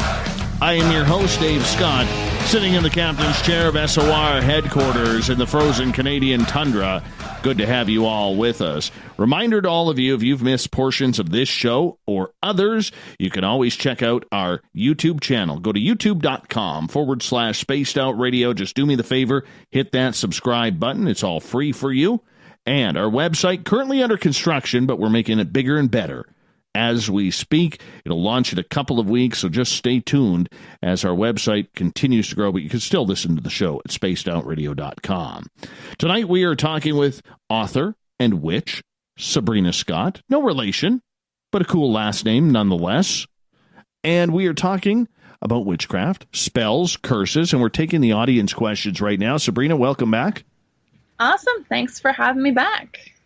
All right. Jade over in Eastern Canada. She is asking, Sabrina, do you have other witches or energy workers that you hang around with and consult, like a peer group of sorts? My follow-up question is, consult about what? You know what? In Toronto, I don't. Unfortunately, there was a time when I did, but I think I kind of realized that just because someone is also interested in witchcraft and magic doesn't necessarily mean that they are a compatible human being with me, you know? So I choose my social group kind of based on other things in terms of who I tend to spend time with face-to-face where I live.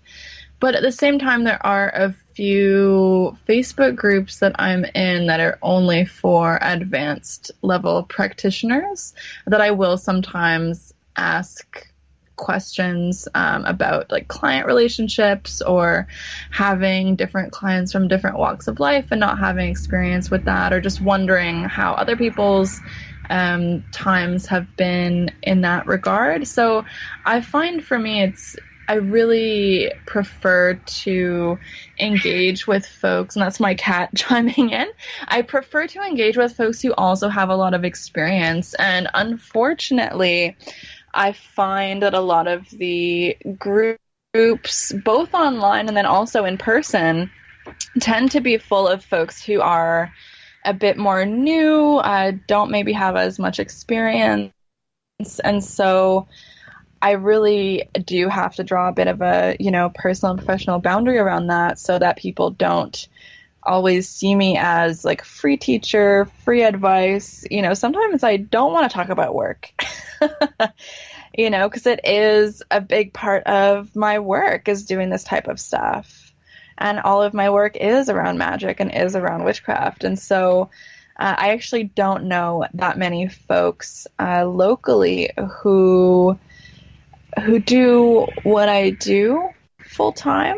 I do it full time, and I think you'd also be surprised at like the weird competitiveness and like infighting that sometimes happens in these circles. Like personally, I don't like to participate in that. I feel like life is a little bit too short. Like I am quite opinionated person. I have some ideas about things, but just because folks both, let's say, have an interest in witchcraft or practice witchcraft doesn't necessarily make for a good friendship or good connection, and that's something that I've definitely learned over time, for better or worse. Hopefully that answers the question. I think you answered it admirably. PBR is asking if you could describe your altar. Yeah, I actually have lots of pictures of it on Instagram, if anyone is on Instagram. My Instagram username is immateriality with an I.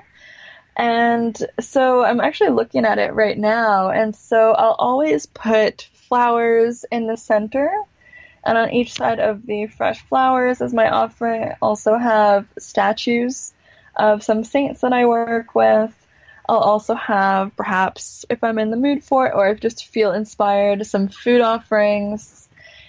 And then I'll have candles kind of arranged somewhat symmetrically. I like to keep things a little bit symmetrical, a little bit balanced. And so my cat agrees, apparently. You might hear her chiming in.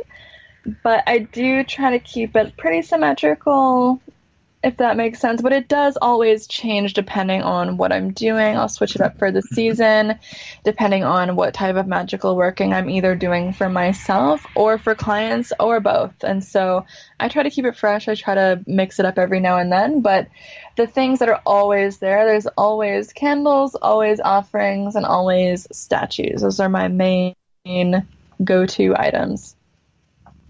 All right. Power question coming from Chuck. I'm being serious here.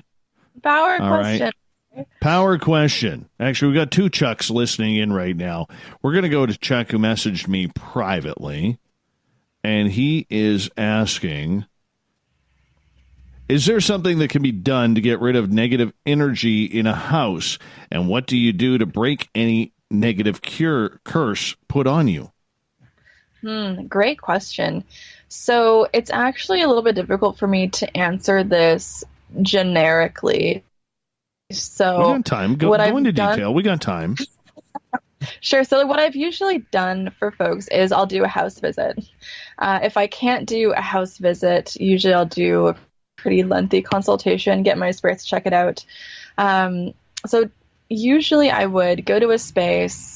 The ones I've done in person, like I'll go to a space, check it out, feel out all the different rooms, just sense the energy for myself, talk with the spirits who are living there and being a bit annoying, see what their problem is. There's some spots that I've been to where, the spirit who was causing trouble was not malicious at all. They just had happened to pass on in that house many years ago and just were a bit annoyed that there was a child's bed in their old bedroom, and they just felt pushed out. They just felt a bit neglected and sad. And so that spirit was not nasty. They were just a bit disappointed and felt lonely. And so I suggested that that person have some kind of normal everyday relationship with that spirit. And so I suggested that they, in that case, put a plant in that room and cultivate that plant every day. Go talk to it and go water it, and that would be the place where that spirit would hang out, that was their special place, their special plant. And so from last I've heard, that completely solved all the problems. But I got to that through talking to that spirit, through feeling the space. Like, that is not something that I would recommend for everybody. That's the only person I've recommended that particular tactic to. So it really depends on what are the spirits doing, what's their problem, who are they? So I think it's actually quite common for, someone who maybe doesn't have a ton of experience with spirit work or with energy work to jump to the worst case scenario where it's like, oh my God, there's an angry, mean spirit here and I'm scared. And that's totally reasonable. Like, I felt that way too back when I was super new at this work and not as experienced. So I totally get it. But sometimes, a spirit could just be sad, lonely, just want the occasional high five or acknowledgement, and then that's going to solve all the problems. Or even just an occasional offering of cold water or a candle every now and then. It can be something as simple as that, rather than doing a big banishing or cleansing. So it really is something that has to be seen on a case-to-case basis, because I do think sometimes my clients have jumped too soon to the worst case scenario. So I would be really hesitant to suggest a really big cleansing when it's actually not necessary and could actually potentially aggravate things, if that makes sense. So it really does depend on the situation. Some people might think they need a giant banishing, but actually the spirit just needs a hug. Do you know what I mean? Yes. And Chuck is following up with this. He says, how is that different from shadow people seen in a house? Oh, I actually don't know anything about shadow people. I don't know what that is. I'm sure I probably have my own way of explaining what that is within the language of spirit work and mediumship and witchcraft. I feel like it's probably one of those things where, it's just two different labels on the same crayon. So I just haven't heard that exact phrase. I'm sure I've encountered some of whatever that is. If you'll just give me a little bit of a definition, I'm sure I could give you my take on it, if that's something you're interested in. Shadow people, it's like dark people who are in spirit form, and they're dark. It's like a shadow, like when you're casting a shadow in the sun, except they're walking upright, and they're, some people see animals, some people see critters, some people will see people with legs, and sometimes they don't see the feet or the hands, other times they do see the feet or the hands. So that's kind of the way it goes. Right. So, okay, that makes sense. So people's experiences with this, is it usually negative or kind of neutral? Most of the time it seems to be negative. Okay. So what kind of comes to mind for me doing really no research and just hearing that in and of itself, to me what that sounds like from my own experience is just that those spirits are really quite troubled. And just like there's troubled people who are alive, there's also people who are super troubled once they pass on, and that's often people who have perhaps died violently or had a very lonely life or a lot of unresolved trauma or negativity before they passed on. And so they're a bit stuck. And so my personal interest would be to do some healing work on those spirits, because everyone kind of deserves to have a good afterlife, I think. But I definitely have done the occasional exorcism and banishing when the spirit just really hasn't listened. So I do think that there are those situations. So whenever that has been the case for me, I have done banishings, I have done exorcisms. And so just like with normal alive people, I do think boundaries are incredibly important, and enforcing boundaries with unwanted spirits is definitely something that I would recommend people do. If a spirit makes them uncomfortable, just say, you're not welcome here. Doing a smoke cleansing definitely doesn't hurt. I prefer dragon's blood. You can get that in incense form, but you can also use it as a kind of hard resin. And just smoke out your apartment, smoke out your house, do a big cleansing. I would recommend doing that counterclockwise, just to kind of do a banishing. Counterclockwise is usually associated with getting rid of bad energy, so I'd recommend that.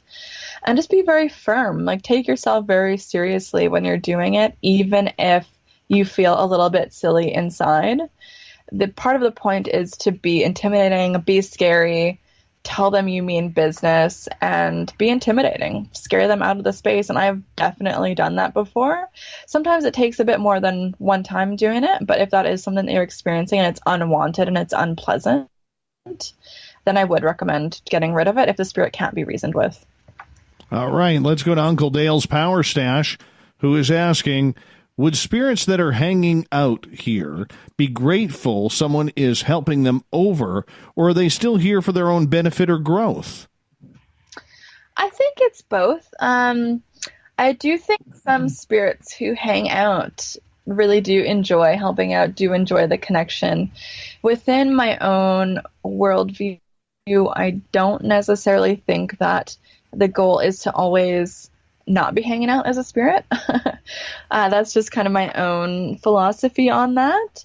But I do think that the spirit world is quite complicated, and their proximity to us also kind of ebbs and flows depending on what's going on for them, what their mood is, how connected they want to be, how connected we're allowing them to be. I think it's quite a complicated soup of a lot of things, but you will in that relationship with many different spirits as we encounter, as we move along, some of them will be really evolved and really helpful and really wise, and some of them will be, as we just talked about, a little bit troubled and seeking to cause us trouble. So it is kind of all of the above. Sabrina Scott is our guest tonight on Spaced Out Radio. When it comes to these spells, a lot of people think a spell is what you are casting on someone, but it's not always that way. It can be about a spell for a good day, for healing, for a safe drive home from work in bad weather. It could be just about anything. What's the difference then between a spell and a prayer? Great question. So a prayer, it's interesting. A prayer I find usually it's a little bit more no frills. So people usually use less physical materials. It's usually just mental, just like a statement of intention in your head, a petition to an entity. Maybe you're praying to God or a saint or something else, who knows? But a prayer doesn't always involve material objects, I think. Sometimes it does. Sometimes people will go to a church, let's say, and light a candle as a prayer. But a spell for me is a little bit more involved and doesn't always involve like a petition to an entity. For me, it does, but for some folks, that's not going to be a part of it. And it's just going to be a little bit more generic, a little bit more just, asking the universe to do thing A or B, if that makes sense. So I think a prayer is a little bit more simple, but at the same time, I do see it as a form of magic. It's just, you just do it in your head. I think we got time for a couple more questions. We got about 5 minutes left before we go to break here at the top of the hour. Susan is asking, and you know what? Mrs. SOR is the exact same way. She's asking, what would cause all my plants to die? I can't keep a plant alive. Is it bad energy in the house? Now, Susan, first question I'm going to ask you in the chat room on Spreaker is, have you tried water? She responded. Says, maybe I water them too much. Right. Yeah. So for me with plants, I don't generally think it is because of bad vibes. I think plants are just really hard. Plants are their own language. They all have really different needs. They're kind of like people in that way. Some of them like a lot of water. Some of them don't like water. Like the moisture of the soil is so variable. The sunlight and the temperature they need is so variable. I'm not awesome at keeping them alive either. I'm very particular about what plants I'm able to work with successfully in terms of actually growing them. So have you taken any like horticulture or plant classes or anything like that? It sounds like a silly suggestion, but sometimes I think we're a little bit too fast to blame things on bad vibes. I'm not saying that's what's happening, but that's definitely something I do often see with people. Is it's kind of an easy way, not necessarily an easy way out, but it can be an easy thing to look to as an explanation. And sometimes if we maybe just do take that class on plants or whatever, that can be, where all of our problems can be actually solved. Who knows? Excellent answer. Excellent answer. And Susan says, yes, she does have water. Well, she lives in Alberta, so it's probably still all frozen. That's just my opinion. But our American listeners are like, where the hell is Alberta? Where's Alberta? No, I'm teasing. I'm teasing. But nonetheless, as we move forward here on the show, as we got about 2.5 minutes before we go to break, with the whole point of what a spell is compared to prayer, isn't prayer more asking for a direct communication with God rather than putting it out to the universe, whereas a spell would be more putting it out to the universe to see what type of positive energy can pick it up? I think it depends on the person's worldview, because I think if you're a Christian witch, you are also probably going to be directly asking God to help out with what you're doing. So I actually wasn't raised Christian, so I'm not too sure I can speak very much to how Christians tend to use and work with prayer. Maybe some of our listeners can help us out with that one and teach me something about that and what their relationship to prayer has been. But I do think that with magic, you can definitely petition entities to help out really directly. It doesn't just have to be a generic universe. It can be either one. Are you sure? Yep. Super sure. Okay. I guess it could go that way if you want, but the religious side or the religious belief inside of people may disagree with that. Well, I think Christianity is not monolithic, right? There's so many different forms of Christianity. And so there's actually a lot of forms of Christianity that are fine with something like this type of magical work. So that is also something to keep in mind, right? Is not all forms of Christianity are the same, and not all forms of Abrahamic religion are the same in regards to this type of stuff. So yeah, and I'm just speaking from experience. I have spoken with Christian witches as well about their practice. There's actually a lot of books about that out now too, about people mixing those different ways of being into one. So I do think that there's always a way to work with these techniques that can fit whatever your spiritual perspective is on the world, whether that incorporates Christianity or not. We got about 20 seconds left, so Sabrina, I'm going to get you to hold on right there, because when we come back, we're getting into curses. Have you been cursed before? We're going to find out from Sabrina. What does a curse really mean? Does it have to be evil, dark, morbid, or is it just something to push somebody away, to stay away from you? There's a lot we got to ask, and we only have Sabrina for another 30 minutes on Spaced Out Radio. Then at the bottom of the hour, the SOR Newswire and the Thought of the Day to round things out. You're listening to Spaced Out Radio. Curses right after this.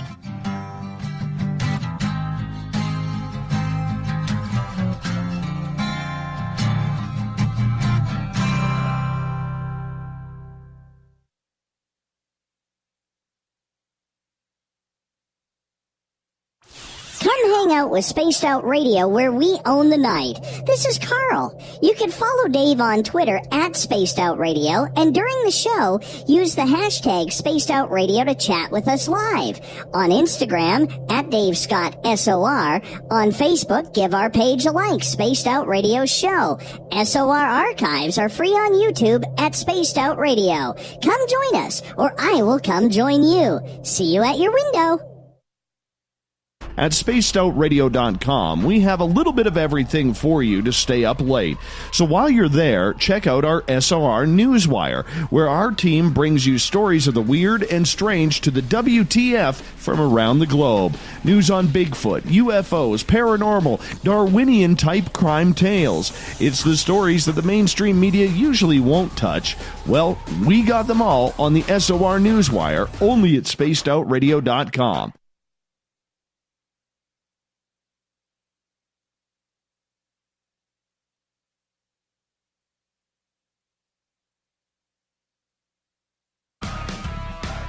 Get your horns up with me on Spaced Out Radio. This is Ron Bumblefoot Thal. Come tune in to SOR where you can hear me rock out with Little Brother is Watching, the official theme song of Spaced Out Radio. And then come on over to bumblefoot.com where you can find out about my tour schedule, my music, and everything else. Bumblefoot.com keeps you up to date on what I'm doing and the best way to stay in touch with my music and music camps. Sign up for my newsletter at bumblefoot.com and remember, Little Brother is watching. The freedom to post what you want, when you want. That's the social media freedom you need. Social Media Freedom is the free app in your app store. No need to worry about going to jail or being shadow banned any longer. It's the freedom to say what you feel. The freedom to know Big Brother isn't watching. It's the way social media is supposed to be. Social Media Freedom. It's time to set yourself free. Download from your app store today. We are getting ready to relaunch the SOR Space Travelers Club at spacedoutradio.com. For $5 a month, you can join us for a plethora of features found nowhere else. Hang out in a private chat room during the show and after party. You can check out some exclusive content and a store specifically for you, as well as a private listener forum where you can post your thoughts, stories, and pictures. The SOR Space Travelers Club, coming soon to spacedoutradio.com. Come get spooked at the 4th Annual Forest Moon Paracon in Cedar-Woolley, Washington, Saturday, September 28th. UFOs, ghosts, aliens, Bigfoot. Speakers include Mike Morin and Jason Jordan, R. Keith Andrews, and Dave Scott from Spaced Out Radio, and so much more. There will be workshops and a VIP roundtable. Get early bird tickets now at fmparacon.com.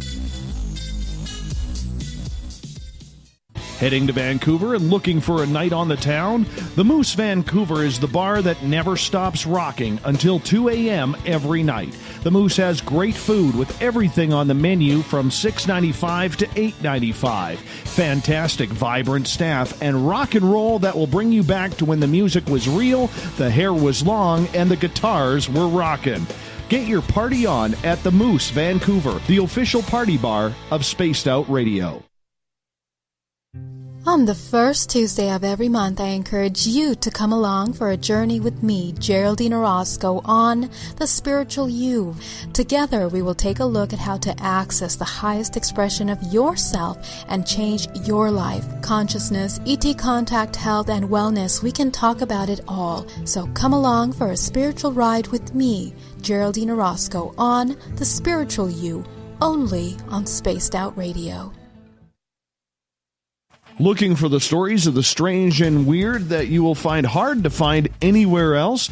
Check out the SOR Newswire on our website. Our writers, led by Captain Shirk, are scouring the world for the oddest and most bizarre stories we can find. Everything from weird crime to suspenseful and paranormal. We're working hard for you to bring you the most intriguing news of your day. Check out the SOR Newswire at spacedoutradio.com today.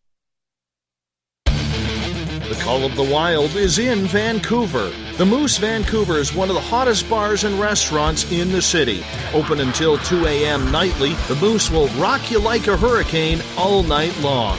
Great food with everything on the menu at $6.95 near the corner of Nelson and Granville. Get your horns up and come rock with us. The Moose Vancouver, the official rocking bar of Spaced Out Radio.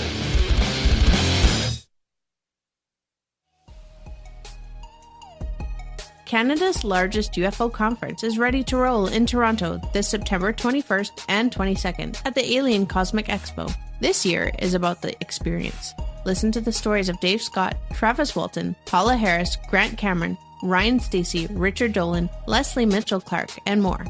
Get your tickets now at aliencosmicexpo.com.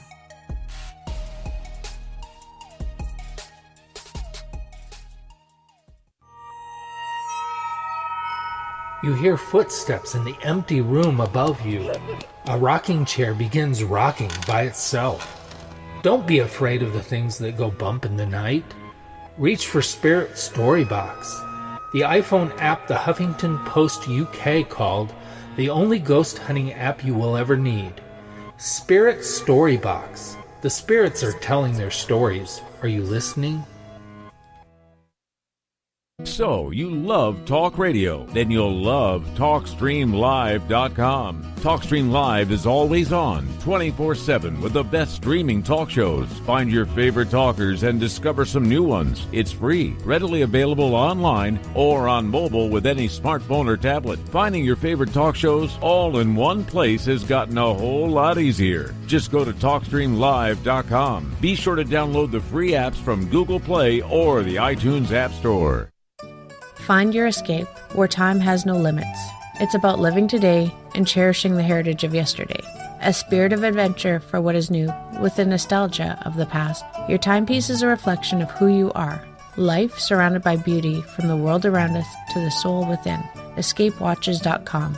There is no time like the present to enjoy your escape. Use promo code SMF2017 for your 20% discount today. Visit purpleplates.com today. For over 40 years, the Purple Energy Plates have been delivering amazing results for their many customers.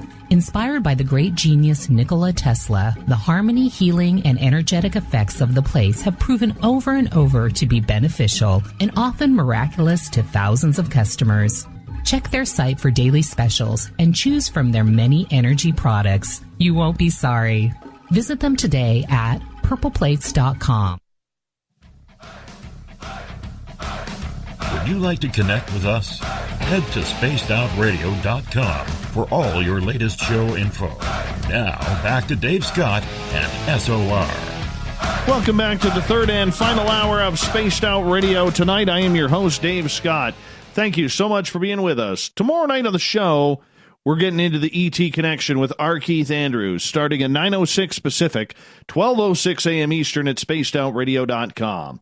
Hi to everyone listening in on KZFX 93.7 FM in Ridgecrest, California, KDUN AM 1030 in Reedsport, Oregon, WQEE 99.1 FM in Newnan, Georgia, and down in New Orleans, UPRN 107.7 FM.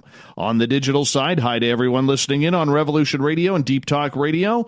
Remember, you can check out all of our archives for free by going to youtube.com/Spaced Out Radio. Just do old Davey the favor, hit that subscribe button. The Desert Clam has set the password for tonight in the SOR Space Travelers Club. Hauf. Hauf is your password. Nobody knows what it means, but the Clam sets a password each and every night right here on the mighty SOR. Our website is spacedoutradio.com. Currently under construction. We're rebuilding the site, but don't worry, fans. It'll be up and running in just a couple short weeks. For the final time tonight, we introduce our guest, Sabrina Scott. No relation, but we're both Canadian, which always makes things good. And her website is witchbody.com. And you can check out her book, Witchbody, a rambling and poetic auto-ethnography of Western occult magic as a pathway for environmental learning and advocacy. Cool. Go to her website to get it. Yeah, it is a mouthful. What are you doing writing a title that long? Usually people just call it Witchbody, and I'm totally cool with that. All right. We're going to get into curses here, because that is the thought of the day of question. Have you ever been cursed? I personally have been cursed. Okay. It's not fun. It's not fun. What did you do to somebody? You know what? It was out of jealousy, because this is way before the show even started. And I had a friend who was a witch, and she got real jealous of the way a lot of my experiences were happening, and she felt I was very naive and probably a little stupid for not understanding what was going on. And yet they kept happening more and more. Yeah. And eventually she put a curse on me. And I was told that by a couple people, and then her and her fiance broke up, and I asked him if he knew that she had cursed me, and he said, yes, she did. And I said, and you didn't do anything about it? I said, that's not very cool. I can't really be friends with you if you're not going to be telling me things like that. But it wasn't fun, and it took a long time. There was a lot. It was draining. It took a lot out of me. It caused me a lot of anger and angst, and my anxiety was pushed to the limits. But we got out of it. This stuff is real. Yeah, I'm glad you got out of it. That's great. Doesn't sound very pleasant to have it happen, of course, but hey, at least it's over now. For sure, for sure. Why put a curse on somebody like that? So, personally, I don't find it ethical to do it for jealousy-related reasons. That's not something that I would ever do. My cat agrees, apparently. I would never do it for that reason. I personally see that as petty and immature of her to do that.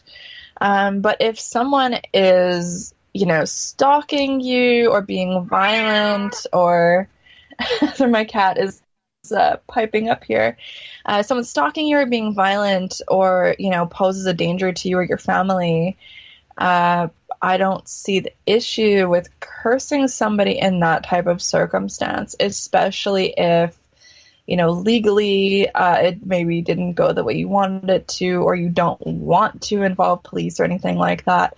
I do think that it can be a good avenue that is, a little bit more taking it into your own hands, like street justice, I guess, in some kind of way. But sometimes that is the most safe way to protect ourselves, is to do something like that. Safe way? By putting a curse that could harm somebody? That doesn't sound very safe to me. Well, it depends on your skill level, I think.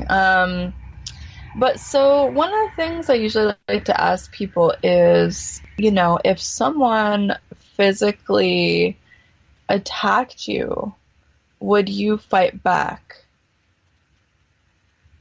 Would you?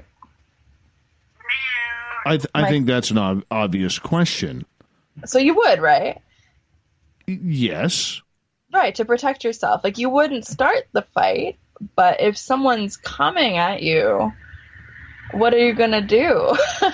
And so for me, I see magic as something to do in those circumstances. And for me, I've been practicing for 20 years and I haven't done many of those. It's something I try to use incredibly rarely. And I've been in quite a few very difficult circumstances and still haven't necessarily drawn upon those resources. So I am quite selective.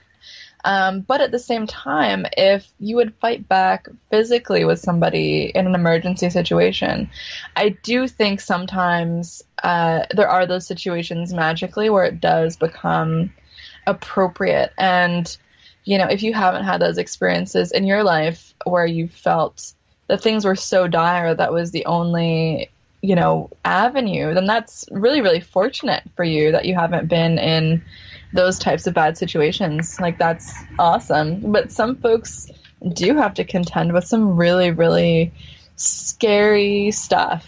And so magic, for people who might not have a lot of power in society for whatever reason, sometimes magic is the only way to, protect ourselves through offense. Sometimes the best defense is a good offense. Would you curse someone? Have you cursed someone? Would I? In theory, yeah, I would, depending on the circumstance. Like I said, it's not something that I would do lightly. But have I been stalked by people before? Yeah, I have. Did I deal with that magically? You bet I did. So I think there are some circumstances when you just need to get something done, get rid of somebody from your vicinity. I did not kill that person or anything like that. It was more like, I want this person out of my neighborhood. I never want to see this person again. Stay away from me. And have that be a really firm boundary. Like, that was a really intense working that I did. And that person moved cities, and I haven't seen that person since, touch wood, but that was something that I had to do to keep myself out of an unsafe situation. Like, I was being stalked and it was pretty scary, and so that was something that I was able to do in order to, protect myself. Was it a bit assertive? Yeah. Do I think it was necessary? Definitely. When you go to put a curse on someone, whether it's you or any other witch out there, are you doing it for malevolent purposes or protection purposes? I think it depends on who you ask. Yeah, I think it really depends on who you ask, that one. So I'm just going to take a sip of water. Turns out talking for 2 hours, you kind of need to drink some water. I wouldn't know. I wouldn't know. What's that like? But I think it depends, right? So that person who cursed you, clearly she was a little bit, malevolent, right? Like, so I don't feel she was justified in that spiritual work. That's my opinion. I don't feel like jealousy is a good reason to curse somebody. That's just how I feel. But if someone is seeking to harm me in a really intense way, if I feel that it's the right thing to do, then sometimes I will. Like I said, it's quite rare. Does that mean I'm being malevolent? Is it malevolent to stand up for ourselves? I don't think so. A really common form of getting rid of what people are throwing at us, like if it's bad energy, is to work with mirrors. So then that mirror is going to reflect what that person is throwing at you. And so, some people might ask, like, okay, well, why are you throwing it back at them rather than just neutralizing it? And my answer to that is sometimes I do believe that we do have to be the vessel that teaches someone the lesson. That's not going to be all the time. I definitely am not doing that every week. I'm definitely not doing that every year. Like, it's quite not a common occurrence for me. Something has to be quite extreme. But I do sometimes feel like that type of thing is really necessary to protect ourselves, but also to not be a doormat. And, would you fight back in the street if someone started beating on you? Yeah, you would. I would too. Right? Would you tell someone to F off, let's say, if they started verbally assaulting you in public for no reason? You probably would. I know I would. I have. And so magically, I do think we have something that can help us in that same way. I definitely am more likely to do the mundane solution because the magical solution does take a lot of energy. It's very time intensive. It is a much more advanced style of working. It is often just easier to tell someone to go away. But sometimes that doesn't work. And so that's when the big guns come in, is kind of how I tend to look at these things. It's usually a last resort. It's like if nothing else works, then it's like, okay. Well, I think a lot of people, though, would have a problem with that if you could just go around cursing people. And we're not talking swearing here, but I mean, what's a type of curse that you would put on someone? Let's say I was pestering you on social media, harassing you on social media. What would you do now? I wouldn't curse for that. I would just block you. Block and report. Okay, maybe social media is a bad example.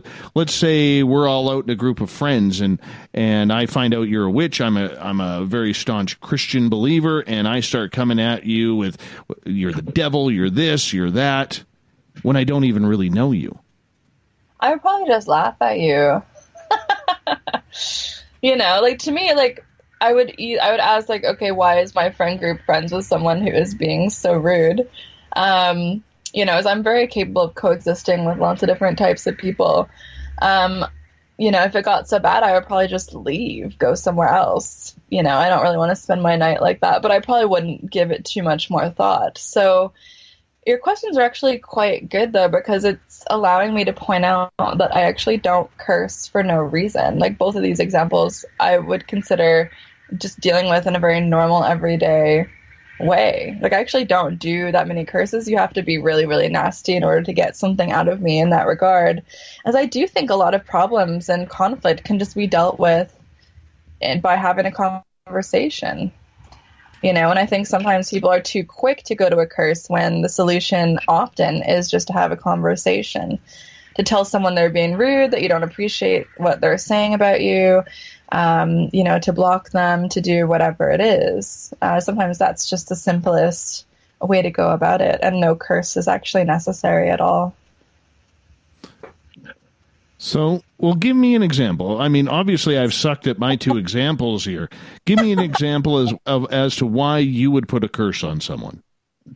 If someone was abusive or something, I don't know how dark you want to get, but I do think it is appropriate to curse people who are continuously abusive. Especially around issues of sexual assault and stuff like that. That is something I take very seriously. And so for me, a curse would definitely be in store if something like that had happened. Like that to me is like serious. Like forms of abuse to me are something I would curse over for sure, and is what I would show people how to do if they wanted to curse someone who had very seriously abused them, and there was no positive movement in terms of reparations or reconciliation or apologies or anything like that, then I do personally believe that that is something that I'm ethically okay with.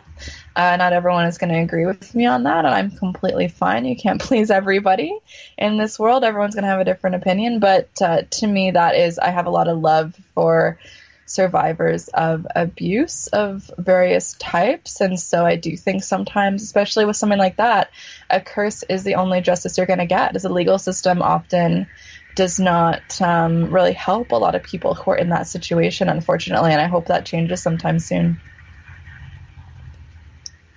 I think anybody who harms anybody like that deserves it. I really do. I agree, yeah. Of course. In a situation like that, I mean, but if you were cursing somebody, are you cursing them for just this lifetime? Are you cursing them for many lifetimes? What are you doing? Either one. You can specify. Yeah, you can specify that, I think. It just depends. It depends how you're feeling. It depends on the situation. I think either one is a possibility for sure. A lot of people would say that what you were doing is actually quite satanic. Are you down with the devil in the pale moonlight? So it's such an interesting ask because the devil exists within a Christian mythology.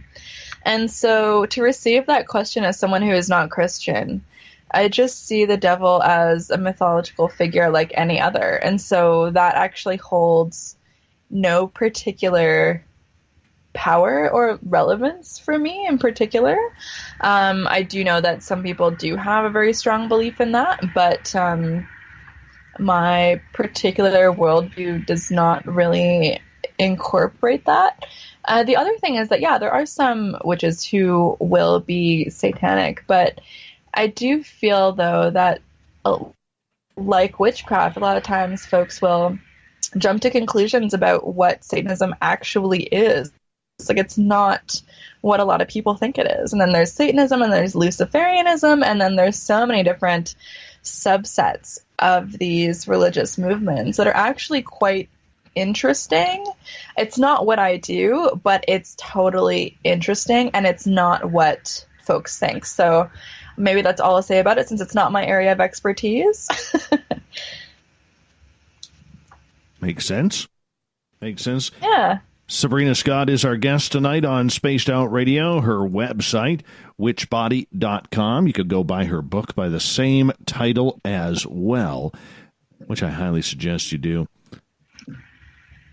When you are looking at curses, how do you remove them? It's complicated. It depends on what's been done.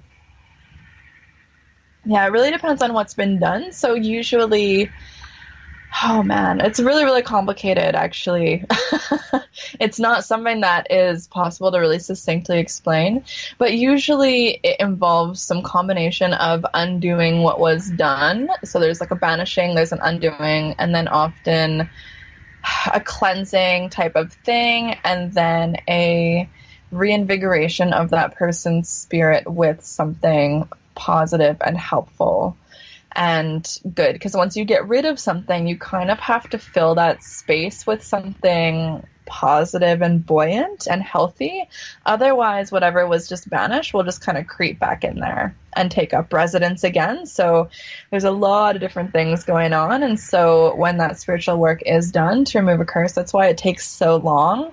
And the practitioners who do it, it's often one of the more pricey services, that's for sure, just because it is such an advanced service that does involve so many different types of spell working. It's quite a complicated thing to be doing. Can it take days, years to get over one of these? And if so, do you have to see another witch to remove it? It depends on your level of skill, would be my initial thought on that. If you're a spiritual worker yourself, I think it is possible to start doing that work on yourself over time. I think how long it takes to get rid of definitely depends on what was done and the skill level of the person who did it. So it's really difficult to kind of ballpark it, but I do think sometimes it does take quite a long time. What about the karma aspect back on you? Because with witches, what you give out, don't you receive back twofold to tenfold? So that's actually a Wiccan idea. It's called the Wiccan Read, I think, the Rule of Three or whatever. And so that idea within Wicca is that if you do something nasty or good, it'll come back to you 3 times. And so karma, I think, is a Hindu thing as far as I'm aware. And so I'm neither Wiccan nor Hindu. So my ethics are a little bit different than that. So personally, I don't think that I need to be like threatened or whatever with retribution to make, healthy, responsible choices. That's just kind of my own stance on it. So I don't particularly subscribe to that. I'm going to do something because I think it's right, not because I think I'm going to be rewarded or punished for it. Does that make sense? I'm going to say it sounds overly confident. Yeah, maybe. And we all make mistakes, right? But I think it's possible to make mistakes even when thinking about karma or the Rule of Three. Right? We always are going to mess up. We're always going to misjudge something. We all as human beings are going to encounter that challenge in our life. And I think having an ethical system of doing something because I believe it's the right thing to do, because I feel like it's ethically right, because it is in alignment with my values of, let's say, standing up for people who have had a bad time, standing up for abuse survivors, standing up for people who've had a lot of trauma and difficulty in their life. That's who I'm interested in helping. I'm always interested in doing the right thing. That's something that I'm really interested in, but I think what is the right thing is often really complicated and is not just as simple as the Rule of Three or as karma. I think those things are often way too black and white, and I think the world is mostly gray when it comes to ethics, and everything is so specific. So that's kind of how I feel about it. I don't think it's quite as simple as one or the other. I think everything is quite complex and contingent on so many factors. Yeah. My friend, we only have about 40 seconds left with you tonight. Do me a favor. Let our fans know where they can find your book, your website, find you on social media. Sure. Oh, thank you. Thank you so much for listening. Thanks so much for having me. My website is witchbody.com. All my links are on there. So my Instagram is immateriality, and the link is on there again if you want to see it. My email address is Sabrina draws, DRAWS, draws pictures @gmail.com. Always happy to hear from you, and there is a contact form on my website, witchbody.com, as well. That might be a little bit easier. So do feel free to reach out. I would love to hear from everybody, but I do spend the most time on Instagram. Very cool. Thank you so much, Sabrina Scott, for coming on Spaced Out Radio. What a pleasure it was to get to know you. We will definitely do this again. Coming up next, the SOR Newswire and the Thought of the Day. We'll see you on the other side.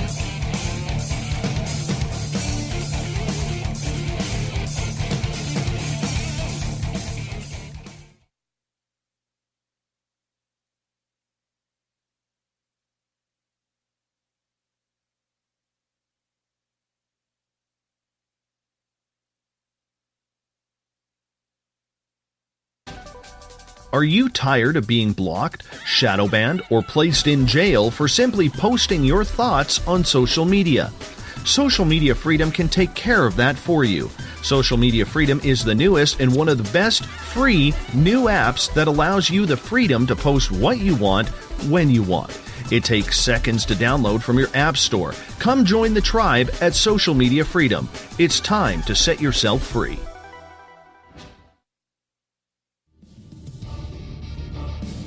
Come get spooked at the 4th Annual Forest Moon Paracon in Cedar-Woolley, Washington, Saturday, September 28th. UFOs, ghosts, aliens, Bigfoot. Speakers include Mike Morin and Jason Jordan, R. Keith Andrews, and Dave Scott from Spaced Out Radio, and so much more. There will be workshops and a VIP roundtable. Get early bird tickets now at fmparacon.com. Coming up this September 21st and 22nd, all UFO eyes will be focused on Toronto for the 4th Annual Alien Cosmic Expo. Come listen to some of the biggest names and experiencers in ufology. Travis Walton, Paul Hellyer, Richard Dolan, Paula Harris, Grant Cameron, Randy Kramer, and Spaced Out Radio's own Dave Scott. Tickets are on sale now at aliencosmicexpo.com. Heading to Vancouver and looking for a night on the town? The Moose Vancouver is the bar that never stops rocking until 2 a.m. every night. The Moose has great food with everything on the menu from $6.95 to $8.95. Fantastic, vibrant staff and rock and roll that will bring you back to when the music was real, the hair was long, and the guitars were rocking. Get your party on at the Moose Vancouver, the official party bar of Spaced Out Radio. You hear footsteps in the empty room above you. A rocking chair begins rocking by itself. Don't be afraid of the things that go bump in the night. Reach for Spirit Storybox, the iPhone app the Huffington Post UK called the only ghost hunting app you will ever need. Spirit Storybox. The spirits are telling their stories. Are you listening? Visit purpleplates.com today. For over 40 years, the Purple Energy Plates have been delivering amazing results for their many customers. Inspired by the great genius Nikola Tesla, the harmony, healing, and energetic effects of the plates have proven over and over to be beneficial and often miraculous to thousands of customers. Check their site for daily specials and choose from their many energy products. You won't be sorry. Visit them today at purpleplates.com. Hello, this is your guitar man, Ron Bumblefoot Thal, and I have to tell you, I love the response I get for Little Brother is Watching from Spaced Out Radio fans. It's amazing how music can inspire and make people think deeper about what's going on in the supernatural world. You can head over to my website, bumblefoot.com, to check out my music, my guitar workshops, my touring, even check out some of the hot sauces that I'm working on. And make sure you keep on listening, because with Spaced Out Radio, you know Little Brother is watching. A timepiece is a reflection of who you are, and what better way to show off the real you than with an Escape watch. Escape is a lifestyle brand accessorizing your days and nights. Choose to escape and create the life of discovery that you deserve. Dream, play, unite with your own personalized Escape watch. Head to escapewatches.com. There is no time like the present to enjoy your escape. Use promo code SMF2017 for your 20% discount today. Coming soon to our website, spacedoutradio.com, is the SOR Space Travelers Club. For just $5 a month, you can get into a private area on our site where you can hang with other listeners in our chat room, post in our forum, and check out a bunch of exclusive content and store that won't be found anywhere else, including a nightly after-show party with Dave. It's going to be the best $5 a month you're going to spend. The SOR Space Travelers, only at spacedoutradio.com. Looking for a place to advertise at a very reasonable cost? Look no further than Spaced Out Radio. SpacedOutRadio.com has an advertising tab that you can click to check out our daily, weekly, and monthly packages to play on the radio, or our website including social media. From commercial spots to banners, we have it all. Check out our competitive pricing today. We're bringing scientific thought to the paranormal. Hi there, this is Spaced Out Radio scientist Chris Cogswell. Join me, Chris Zuger, and Dave Scott the second Wednesday of every month, where we break down the who from the woo when it comes to everything paranormal. We'll investigate and try to bring sensible answers to those straight and sometimes outlandish questions people have. Hey, not everything has an answer, but we'll do our best. Listen in to Reality Paranormal only on Spaced Out Radio. Did you know Spaced Out Radio runs 7 days a week? Hi there, this is Tessa Nicole Thomas, and I'm here to take you on a paranormal journey each Saturday and Sunday night. Why change the station when you have it all right here? Together, we'll hang out and share some strange and scary stories. And don't forget, we have Psychic Sundays as well, so come tune in Spaced Out Weekend. We get going at 9 p.m. Pacific, midnight Eastern, only at spacedoutradio.com, where we own the night. So, you love talk radio? Then you'll love TalkStreamLive.com. TalkStream Live is always on, 24/7, with the best streaming talk shows. Find your favorite talkers and discover some new ones. It's free, readily available online or on mobile with any smartphone or tablet. Finding your favorite talk shows all in one place has gotten a whole lot easier. Just go to TalkStreamLive.com. Be sure to download the free apps from Google Play or the iTunes App Store. Are you intrigued by Paranormal Talk Radio? You'll love the new Paranormal Radio app from TalkStream Live. You'll find a great selection of talk shows covering UFOs, ghosts, strange phenomena, and much more. Download the Paranormal Radio app now and start listening to the very best in paranormal talk entertainment, including the network you're listening to right now, the Paranormal Radio app, free in Google Play and the iOS App Store.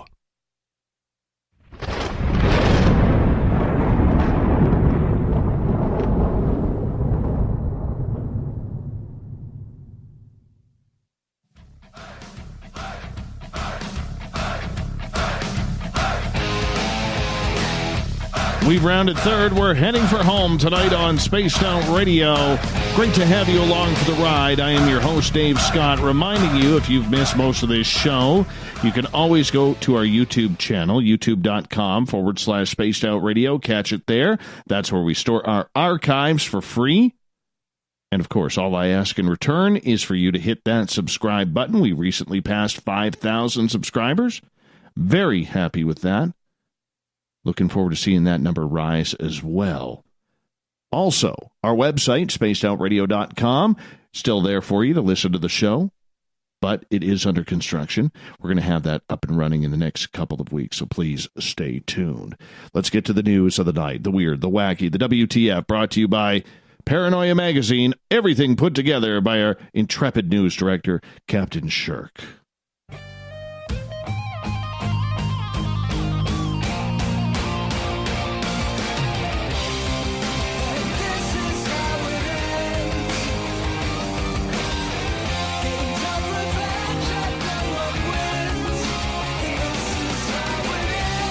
The news is always changing, which is why we bring you the SOR News Wire at the back end of every show, getting the weird, the strange, the mysterious, those head scratchers that are all around, and we bring them to you. We're going to start off on a sad note. 2 days before May the 4th be with you, Chewbacca actor Peter Mayhew has passed away at the age of 74. Of course, he was known as playing the towering Chewbacca, who stood over 7 foot tall. Mayhew himself was 7'3". He died at his home in Texas on Tuesday, according to a family statement. No cause was given.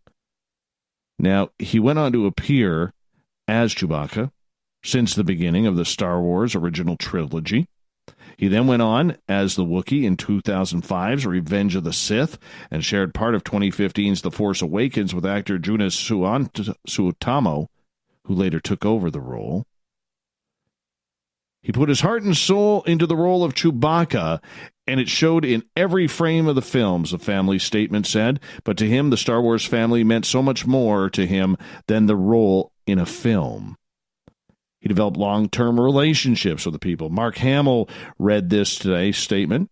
He said, "He was the gentlest of giants, a big man with an even bigger heart who never failed to make me smile, and a loyal friend whom I loved dearly." Kind of sad. First Carrie Fisher, now Chewbacca. He's survived by his wife Angie, their 3 children. Kind of sad. It's terrible. Terrible. But I guess that's what happens. I mean, it's been, 40... Let's see, I was 3 or 4 when Star Wars came out? 1977, so I was 4. Man, 42 years. Weird. Time flies. Cool story out of Florida. A toddler was hanging out on the Space Coast when he was playing around near the water of Southeast Pond Bay at a retention pond of all things, and happened to stumble across a woolly mammoth tooth. Monty Brigance, a retired offshore electrician from Livingston, Texas, was babysitting his 3-year-old grandson, Colt. So he decides to take him down to the pond to throw some rocks in the pond. Who doesn't like to do that with Grandpa? That's his favorite thing to do, Grandpa says. And about half of this thing was sticking out of the soil, and he couldn't pull it up. So I pulled it up for him, Brigance said, and got to looking at it. And I decided that we better not throw this one away. We'll clean it up and see what it looks like.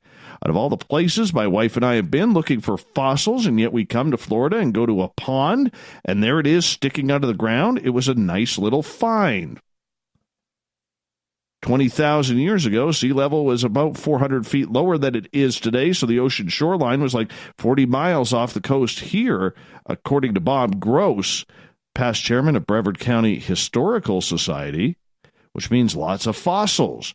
You can see these big grazing prairies. The mammoths were grazers, and the mastodons were browsers. You can see their teeth are totally different in their structure. Archaeologists have now excavated skeletons of mammoths and mastodons along this area. These deposits apparently lie beneath the Crane Creek Reserve Golf Course at nearby Florida Institute of Technology. Pretty cool. Pretty cool. Good for that young man. Good for that young man. Now, they're saying that this fossil could be as old as, or as young as 10,000 years old as 1.5 million years old. Stuff like that just never happens to me. I mean, how cool would that be to see something like that? I mean, I do want to head to the Carolinas one day, go looking for like megalodon teeth, like you could be walking in a park. I just, there's a megalodon tooth, because the whole state was at one point underwater in North Carolina where the megalodon lived. Would be cool. Former astronaut Buzz Aldrin, the second man to walk on the moon, has called on humanity to accelerate their plans to get mankind, or people-kind, as the unicorn would say, up to Mars. He wrote an article in the Washington Post urging the United States to make reaching the red planet a focus of the nation's attention. Aldrin went on to say, Mars is waiting to be discovered, not by clever robots and rovers, though I support NASA's unmanned missions, but by living, breathing, walking, talking, caring, and daring men and women. To make that happen, members of Congress, the Trump administration, and the American public must care enough to make human exploration missions to Mars a national priority. He goes on to say the United States' eyes and our unified commitment should focus on opening the door in our time to the great migration of humankind to Mars. Books aplenty have been written about how to do this, and they have inspired government and non-government leaders to make lofty plans, but the plans without a detailed architecture and without the next step into the future are just fantasy. It's pretty heavy words. Pretty heavy words. That's a lot of money. Where do you find the money for that? You'd literally have to take the entire U.S. military budget for the next 5 to 10 years in order to pay for all of this and all of these studies. You have to have multiple rockets to get people there. But what if you got to come back? Or is it just a one-way trip? We don't know what it's going to be like on the human body there. Who knows? Wouldn't want to be this guy. How he survived, I have no clue. Really have no clue. We're going to keep him unidentified because they haven't released his name yet. But an official at the Hawaii Volcanoes National Park took Big Island Video News and told them that the man decided to go check out the crater of Kilauea volcano caldera, the most dangerous volcano in the U.S., and he slipped and fell in. So, according to reports, officials at the Hawaii County Fire Department said the man, who is in his 30s, fell between 60 and 70 feet from the volcano's crater, Halemaumau. He had reportedly climbed over the metal railing to get a closer look at the cliff edge when he lost his footing and fell. He is believed to have gotten trapped on a narrow ledge. Chief Ranger John Broward stating the obvious: visitors should never cross safety barriers, especially around dangerous and destabilized cliff edges. Crossing safety barriers and entering closed areas can result in serious death or serious injuries, even death. No kidding.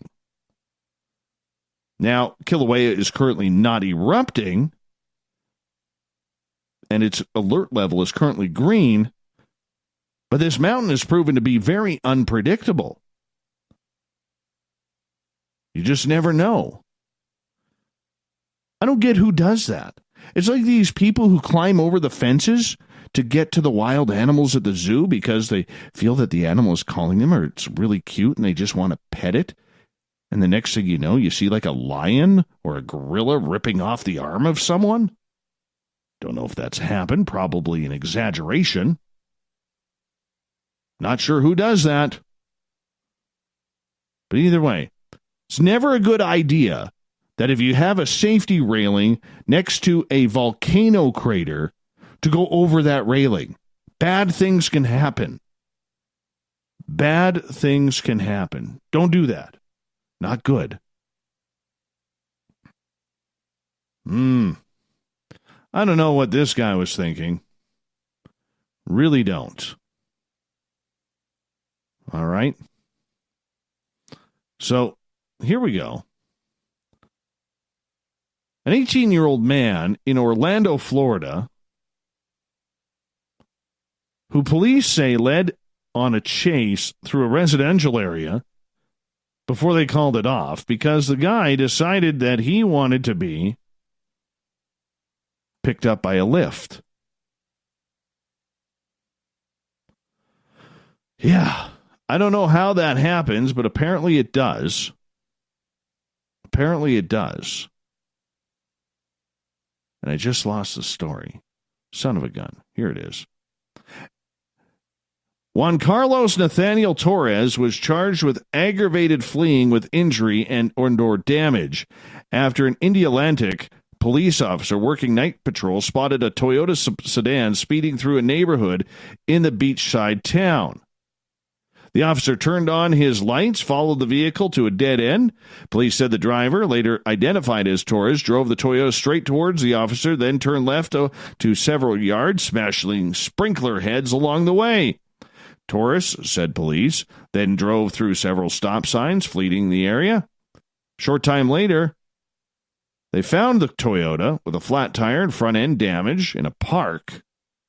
The officer watched as a Lyft rideshare driver pulled up and announced he was there to pick up a client. Within moments, two people, including Torres, stepped out of the shadows looking for their ride.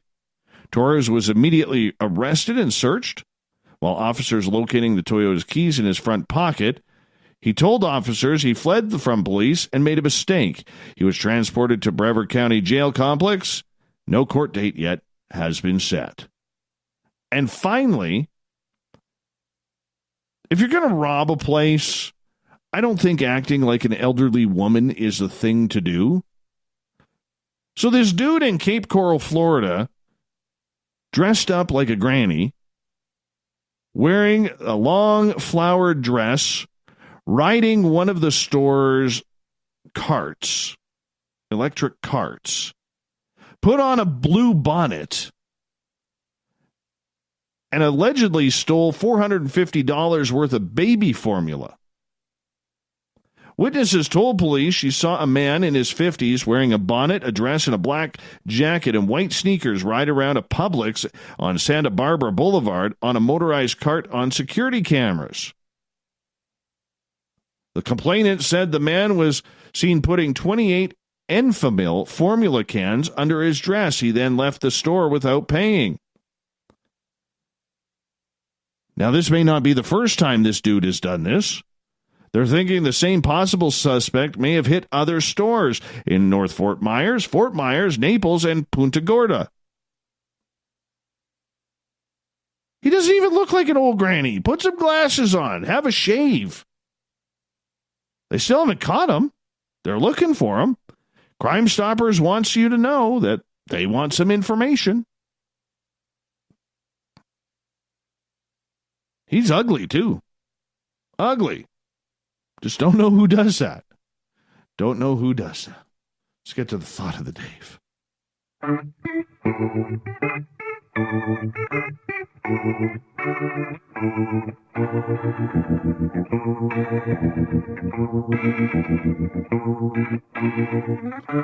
Thought of the Dave happens every night at this time, where we post a question on our Facebook and Twitter pages, then read your responses on the air because we love the audience participation around here. Today's Thought of the Dave is as follows. Have you ever had a curse or spell put on you? If so, what happened?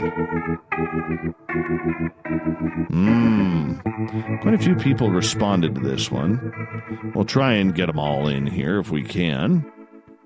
Especially if you have a little bit of Eye of Newt.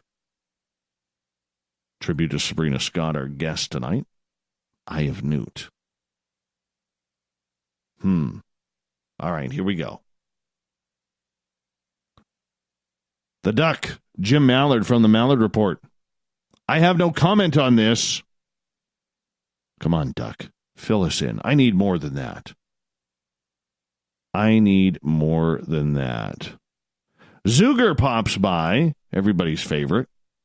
Says, I dressed different. I stopped hanging out with my friends. I saw myself in a negative light and wasted 2 years of my life. That magic ring that's on my left finger makes you do some really screwed up things. I think he's talking about his wife. I know he's being sarcastic. Zuger, for as cruel and crass as he can be, is the most hated man in ufology. The one thing that he is pretty into his wife. It's actually kind of cool. Let's move on. Hey, Coop and Coop's Beard in the chat room. Good to see you, buddy. Alfred. Yes, the evil eye. That's all he gives me. Yes, the evil eye. Let's try that again. Yes, the evil eye. Okay, whatever that means. Gil.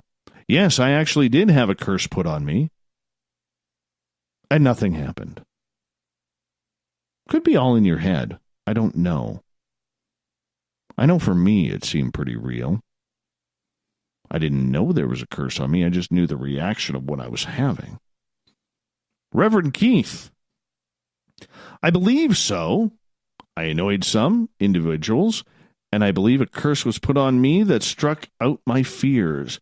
Before I realized what had happened, my job, friends, and home was lost. This was a time I had ignored my spiritual well-being, so I was open. I destroyed the objects of the curse and sought God's protection. The mental and spiritual changes were observable, but the consequence had to be dealt with over time. Keith. I was Theodore the Doorman on the Zach Bagans Travel Channel TV show Deadly Possessions that was filmed inside Zach Bagans' Haunted Museum here in Las Vegas. After filming the episodes with Robert the Doll and Peggy the Doll and the infamous Dybbuk box, I had 2 strokes. Oh, Keith, that's terrible.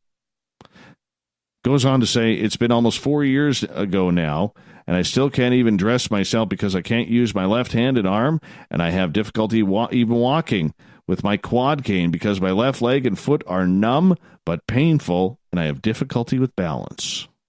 Keith is a good guy, too. Allison, reverse that crap and send it back tenfold. You'll find out pretty quick who it was. Helena, yes, but my ancestors took care of it. I didn't know. Things were a bit different, but the ancestors are always looking out for their loved ones.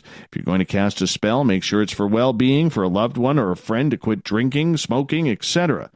People forget what you plant, you harvest later. Moving on. I think we've got time for one more. Sean, yes, I have. A Mexican Wiccan curse that bound an elemental spirit to me. It took me 10 years to discover, and it nearly ruined me entirely. It was a fight that lasted several years to get over it, involving the help of several exorcists, a handful of psychics, and a couple of witches to finally be rid of it. And I'm still fighting my way back. Wow. Intriguing. We want to say thank you to Captain Shirk for the SOR Newswire, which can be found on Facebook. Big thank you to Sabrina Scott coming on in to talk about witchcraft, spells, and curses tonight. Tomorrow night on the show, we end the week with the first Friday of the month, which means our Keith Andrews ET Connection, 9:06 Pacific, 12:06 Eastern at spacedoutradio.com. We got Mr. Ron Bumblefoot THAL rocking in the background with Little Brother Is Watching. Bumblefoot is the official music of Spaced Out Radio, rocking us in and out of every single show.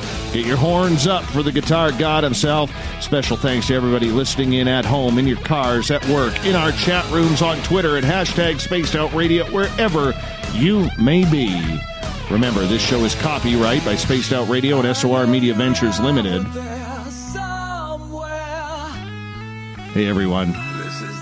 Thanks for listening in tonight, doing your part to make us bigger and better every single night. Because together, my friends, we own the night.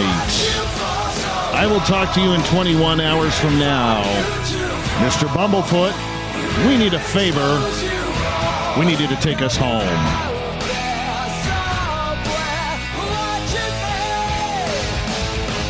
Let's finish off the week tomorrow night together. We'll see you then. Good night.